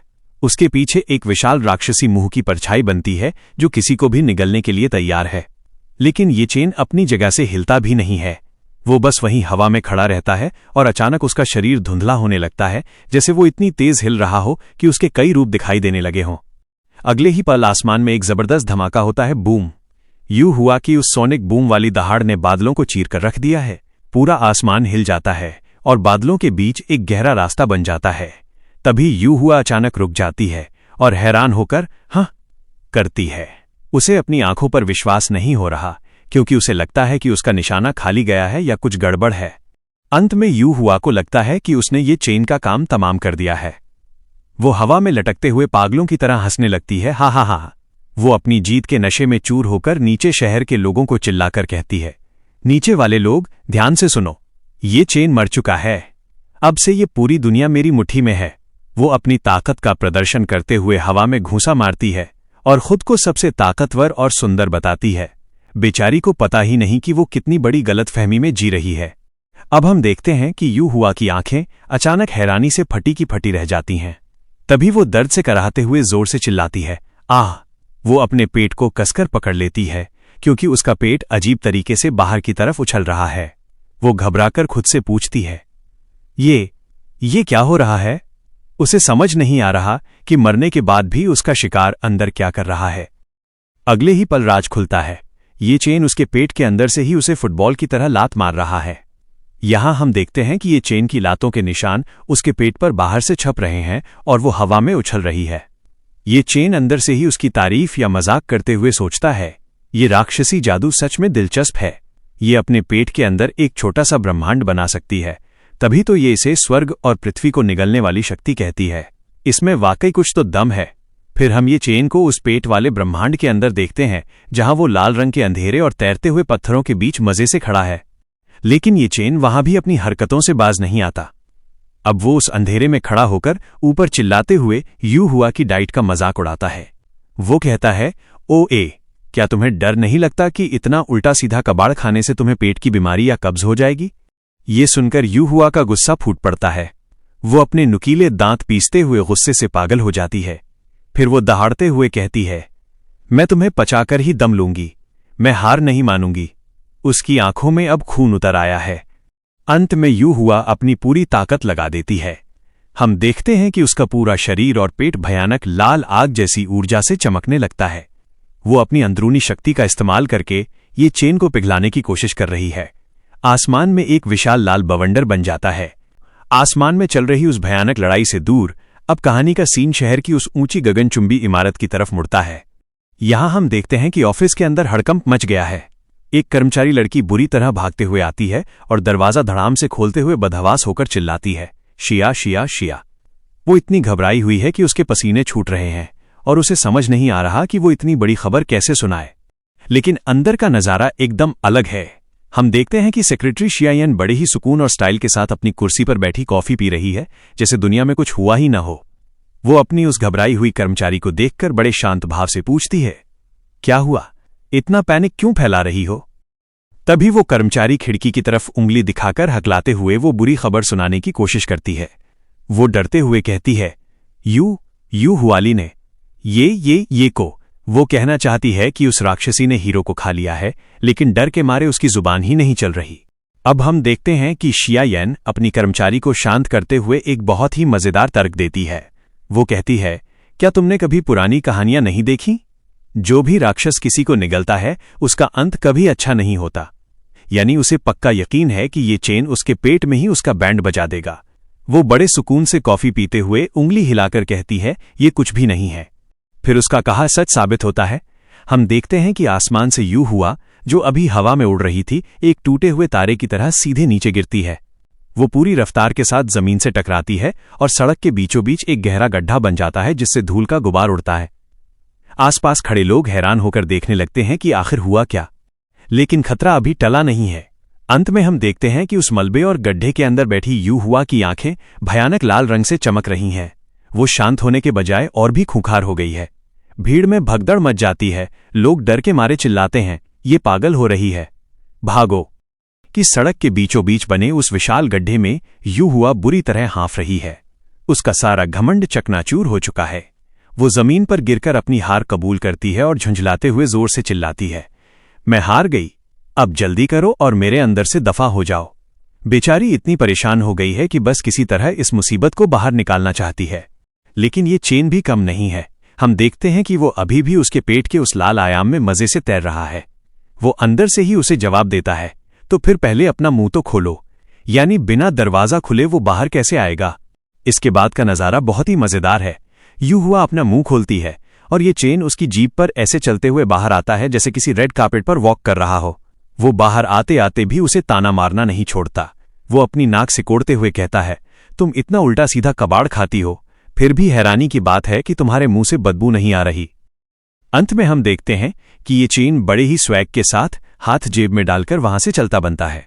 यू हुआ बस देखती रह जाती है। उसे विश्वास नहीं हो रहा कि उसका अजेय होने का सपना इतनी बुरी तरह टूट गया।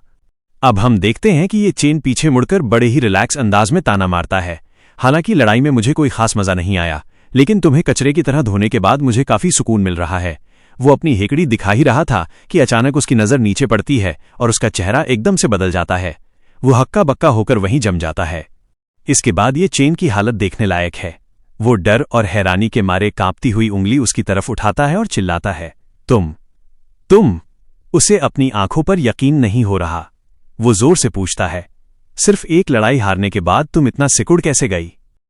अंत में हम देखते हैं कि उस गड्ढे में वो विशाल और खौफनाक राक्षसी गायब हो चुकी है। उसकी जगह अब एक छोटी सी प्यारी और मासूम सी बच्ची बैठी है जो रो रही है। अब वो उंगली दिखाकर बुरी तरह हैरान होता है और चिल्लाता है, तुम सिर्फ एक लड़ाई हारने के बाद तुम इतनी छोटी कैसे हो गई? वो खौफनाक यू हुआ अब जमीन पर घुटनों के बल बैठी है और शर्म से पानी पानी हो रही है। इसके बाद ये चेन उसे चिढ़ाते हुए पूछता है, हमने अभी तो लड़ाई की थी, तुम अचानक सिकुड़ कैसे गई? बेचारी यू हुआ रोते हुए अपना चेहरा छुपाती है और चीखती है, मेरी तरफ मत देखो। लेकिन ये चेन को तो जैसे कोई खिलौना मिल गया हो। वो जोर से हंसता है, हा, मैंने कभी नहीं सोचा था कि तुम्हारे अंदर ये रूप भी छुपा है। वो मस्ती में आकर उसका सिर सहलाने लगता है।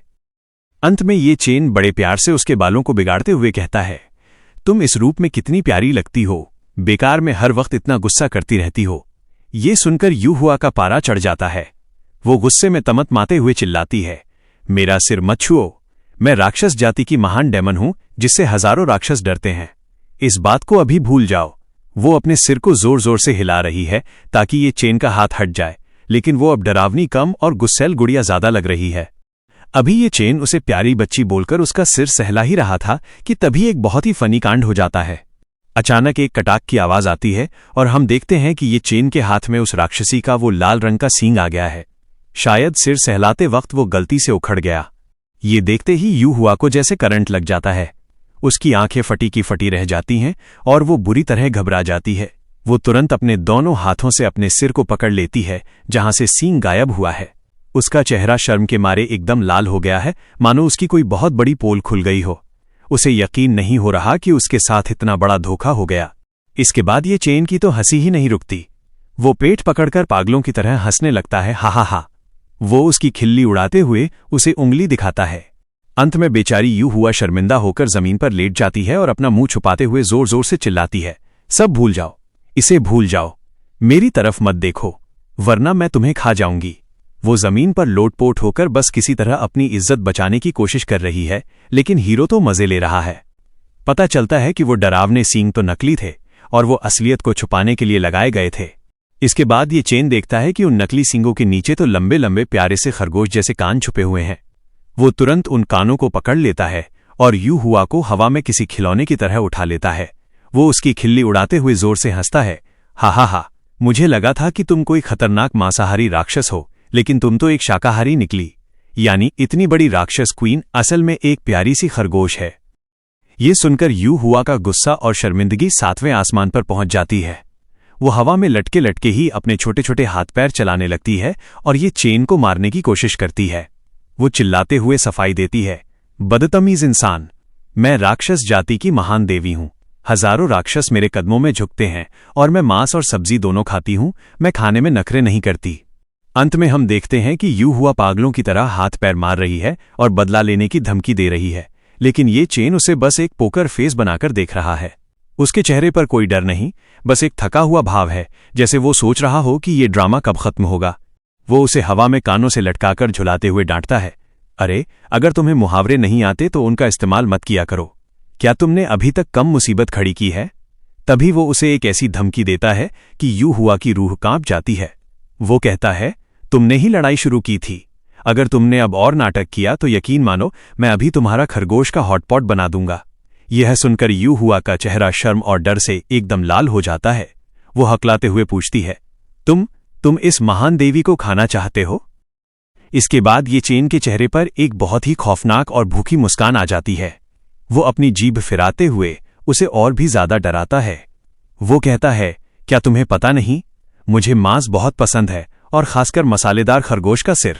वो इतना तीखा और खुशबूदार होता है कि मैं एक बार में 10 खा सकता हूं। हे। अंत में हम देखते हैं कि ये चेन के ख्यालों में वो लजीज डिश घूम रही है और बेचारी यू हुआ को अब यकीन हो गया है कि ये इंसान उसे सच में पकाकर खा जाएगा।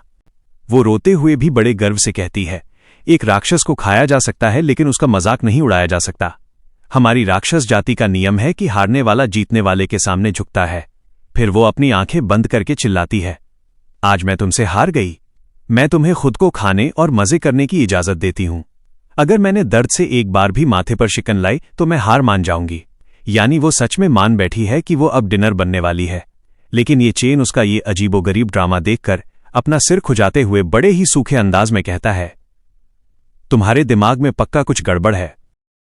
तभी यू हुआ का सबर का बांध टूट जाता है और वो अपना आपा खो बैठती है। अंत में हम देखते हैं कि वो डर के मारे अपनी आंखें कसकर बंद कर लेती है और चिल्लाते हुए ये चेन पर भड़कती है, बकवास बंद करो। अगर खाना है तो जल्दी खाओ, चाहे सिर से शुरू करो या पैरों से। मेरी खाल भी खा लेना या मुझे पूरा निगल जाओ, बस जल्दी करो। दोस्तों, अब ये चेन को शक होता है कि दाल में कुछ काला है। वो यू हुआ को कानों से पकड़े हुए ही बड़े ध्यान से देखता है और एक तीखा सवाल पूछता है। वो कहता है, तुम आज बहुत अजीब बर्ताव कर रही हो। तुम तो मुझसे लड़ने आई थी, तो फिर तुमने ये चीपाव क्यों पहन रखा है? यानी लड़ाई के मैदान में फैंसी ड्रेस पहनकर कौन आता है? इसके बाद ये चेन उसे किसी गुड़िया की तरह पकड़कर गोल गोल घुमाने लगता है और उसका मुआयना करता है। वो हंसते हुए उसे याद दिलाता है, तुम तो खुद को धरती का सबसे भयानक और प्राचीन जानवर कहती हो ना? मैंने तो सुना था कि तुम कभी ऐसे लड़कियों वाले कपड़े नहीं पहनती। मतलब दोस्तों, जिस राक्षसी को दुनिया तबाही मचाने वाली मानती है, वो आज एक प्यारी सी लड़की बनकर सज धज कर क्यों आई थी? हीरो को अब समझ आ रहा है कि मामला सिर्फ लड़ाई का नहीं था। जब ये चेन ने उसके कपड़ों पर सवाल उठाया तो यू हुआ बुरी तरह हड़बड़ा गई। अब हम देखते हैं कि यू हुआ के गाल शर्म के मारे एकदम लाल टमाटर जैसे हो गए हैं। वो अपने छोटे छोटे हाथ हवा में लहराते हुए जोर जोर से चिल्लाती है, तुम्हारे लिए चिपाओ किपाओ कौन पहनेगा? तुम अपनी भावनाओं में बहकर कुछ भी मत सोचो। वो इतने जोश में बोल रही है कि गलत शब्द इस्तेमाल कर जाती है। तभी ये चेन उसकी गलती सुधारते हुए बड़े ही शांत अंदाज में कहता है, तुम्हारा मतलब है हवा में उड़ना। मतलब बेचारी इतने घबराहट में है कि उसे समझ नहीं आ रहा कि वो क्या बोल रही है, और हीरो यहां उसकी व्याकरण ठीक कर रहा है। इसके बाद ये चेन थक हारकर एक गहरी सांस लेता है, आह, और वो यूं हुआ के कान छोड़ देता है। अगले ही पल हम देखते हैं कि बेचारी यूं हुआ धड़ाम से जमीन पर गिरती है, धड़ाम। वो इतनी अचानक गिरी कि उसे संभलने का मौका ही नहीं मिला। अंत में यूं हुआ जमीन से उठते हुए गुस्से में चिल्लाती है, तुमने अचानक क्यों छोड़ दिया? ये चेन, जो अब उससे बोर हो चुका है, अपनी नाक पर उंगली रखकर बड़े ही बेरुखी से उसे देखता है, मानो कह रहा हो कि तुम्हें झेलना मेरे बस की बात नहीं। उसके दिमाग की बत्ती जलती है और वो यूं हुआ की तरफ उंगली उठाकर एक ऐसा सवाल पूछता है जिससे उस खरगोश रानी की बोलती बंद हो जाती है। वो चिल्लाकर पूछता है, कहीं तुम भी मेरे साथ ब्लाइंड डेट के लिए तो नहीं आई थी? यह सुनते ही यूं हुआ का चेहरा देखने लायक होता है। वो इतनी बुरी तरह घबरा जाती है कि उसका चेहरा शर्म से लाल पड़ जाता है और उसके पसीने छूटने लगते हैं। उसकी बड़ी बड़ी आंखें बता रही हैं कि वो रंगे हाथों पकड़ी गई है। इसके बाद यूं हुआ अपनी सफाई देने की कोशिश करती है, लेकिन वो इतनी शर्मा रही है कि ठीक से बोल भी नहीं पा रही। वो जमीन पर बैठकर नजरें चुराते हुए कहती है कि उसे इंसानों से कोई लगाव नहीं है, ये तो बस राक्षसों का एक पुराना नियम है। वो बताती है कि जब उनका प्रजनन का मौसम यानी मेटिंग सीजन आता है, तो अगर कोई मादा किसी ताकतवर नर से हार जाती है तो उसे कुदरती तौर पर उसकी साथी बनना पड़ता है और उसके बच्चे पैदा करने पड़ते हैं। वो अपनी मजबूरी जताते हुए कहती है कि भले ही वो इतनी महान और ताकतवर है, लेकिन इस कुदरती नियम के आगे वो भी बेबस और बहुत शर्मिंदा महसूस करती है। उसे अब पूरा माजरा समझ आ गया है कि ये लड़की असल में लड़ने नहीं, बल्कि हारकर अपना जोड़ीदार ढूंढने आई थी। अब हम देखते हैं कि ये चेन पूरी तरह हैरान होकर उसे समझाता है। वो पीछे एक चार्ट की तरफ इशारा करते हुए चिल्लाता है, क्या तुम्हारे 100,000 पहाड़ों में इंटरनेट नहीं चलता? कम से कम एनिमल वर्ल्ड या डिस्कवरी चैनल तो देख लिया करो। वो उसे विज्ञान समझाते हुए कहता है, हम दोनों स्तनधारी यानी मैमल्स जरूर हैं, लेकिन हमारी प्रजातियां बिल्कुल अलग हैं। वो उसे डांटते हुए कहता है, अगर प्रजनन का मौसम चल रहा है तो अपनी ही प्रजाति में किसी को ढूंढो। इंसानों और जानवरों के रिश्ते का अंजाम कभी अच्छा नहीं होता। बेचारी यूं हुआ जमीन पर बैठकर शर्म के मारे अपना होठ काट रही है। उसका चेहरा एकदम लाल पड़ चुका है। इसके बाद यूं हुआ अपनी सफाई देने की कोशिश करती है, लेकिन उसका अंदाज अभी भी बड़ा एटीट्यूड वाला है। वो अपने कपड़े को कसकर पकड़ते हुए रोते रोते कहती है, ये महान देवी हमेशा अकेले रहना पसंद करती है और अपनी ही तारीफ करती है। लेकिन फिर वो अपनी असली बात पर आती है और शर्माते हुए कबूल करती है, सिर्फ ताकतवर लोग ही इस महान देवी के साथी बनने के लायक हैं। यानी वो कहना चाहती है कि चूंकि ये चेन ने उसे हरा दिया है, इसलिए सिर्फ वही उसके लायक है। तभी ये चेन का चेहरा देखने लायक होता है। वो पसीने पोंछते हुए बस कर पाता है। वो सोच रहा है कि इस जिद्दी खरगोश को अब कैसे समझाया जाए, जो हारने के बाद उसे अपना पति मान बैठी है। उसे याद आता है कि यूं हुआ कोई साधारण राक्षस नहीं है। वो तो युद्ध के जमाने में राक्षस जाति द्वारा बनाया गया एक विशेष हथियार है, जिसे दूसरे गुटों के सबसे खतरनाक हथियारों का मुकाबला करने के लिए तैयार किया गया था। इसके बाद हम ये चेन के दिमाग में एक नक्शा देखते हैं जो यूं हुआ की उत्पत्ति को समझाता है। वो एक अनोखी मिश्रित दानव है जिसे कई महान राक्षसों ने अलग अलग प्रजातियों को मिलाकर बनाया था। वो स्वर्ग और धरती पर अपनी तरह की इकलौती है। उसकी ताकत सबसे ऊपर जरूर है, लेकिन दुख की बात यह है कि उसकी अपनी कोई प्रजाति ही नहीं है। वो एकदम अकेली है। फिर ये चेन की आंखों में हम यूं हुआ और लान डुओडुओ की तस्वीर देखते हैं। वो एक बहुत ही कड़वी सच्चाई महसूस करता है। वो सोचता है कि भले ही यूं हुआ ने अपनी राक्षस जाति को बचाने के लिए इतनी मेहनत की, लेकिन वो दुनिया की सबसे अकेली स्तनधारी जीव बन गई है। लान डुओडुओ का भी यही हाल है और इसका भी। जब शांति आ जाती है तो क्या युद्ध के ये हथियार अपने ही साथियों के लिए डर की वजह बन जाते हैं? यानी ये दोनों ही बेचारी अपनी अपनी दुनिया में बिल्कुल अकेली और अलग थलग हैं। वो मन ही मन सोचता है, अब मैं क्या करूं? माहौल थोड़ा ज्यादा ही उदास हो गया है। क्या मुझे इसे चुप कराना चाहिए? पर मुझे मीठी बातें करना बिल्कुल नहीं आता, ये तो बड़ी मुसीबत है। फिर वो हिचकिचाते हुए अपना हाथ आगे बढ़ाता है और उसे दिलासा देने की कोशिश करते हुए कहता है, अरे तुम। वो अभी कुछ भावुक बोलने ही वाला था कि तभी माहौल का सत्यानाश हो जाता है। उसके पेट से बादलों के गरजने जैसी एक बहुत जोर की आवाज आती है, गुड़ गुड़। ये चेन हैरान होकर पीछे हट जाता है। इसके बाद यूं हुआ, जो अभी दुखी दिख रही थी, अब बड़ी बेशर्मी से अपने पेट पर हाथ रखकर कहती है, मैंने अभी उस बड़े हमले में अपनी बहुत सारी ताकत खर्च कर दी, इसलिए मेरा पेट खाली हो गया है। और सुनिए तो सही, वो आगे क्या शर्त रखती है। वो कहती है, चलो पहले पेट भर के बढ़िया खाना खा लेते हैं, उसके बाद हम बच्चे पैदा करने पे बात करेंगे। यानी खाना पहले, बाकी काम बाद में। ये सुनकर ये चेन का दिमाग खराब हो जाता है। वो गुस्से में उस पर उंगली तान कर चिल्लाता है, ओए, तुम्हारी चमड़ी सच में बहुत मोटी है। अभी जो तुम अकेली और दुखी होने का नाटक कर रही थी वो कहाँ गया? मेरी हमदर्दी मुझे वापस करो। बेचारा हीरो सोच रहा था कि ये इमोशनल पल है, लेकिन ये भुक्कड़ लड़की तो सिर्फ खाने और शादी के बारे में सोच रही है।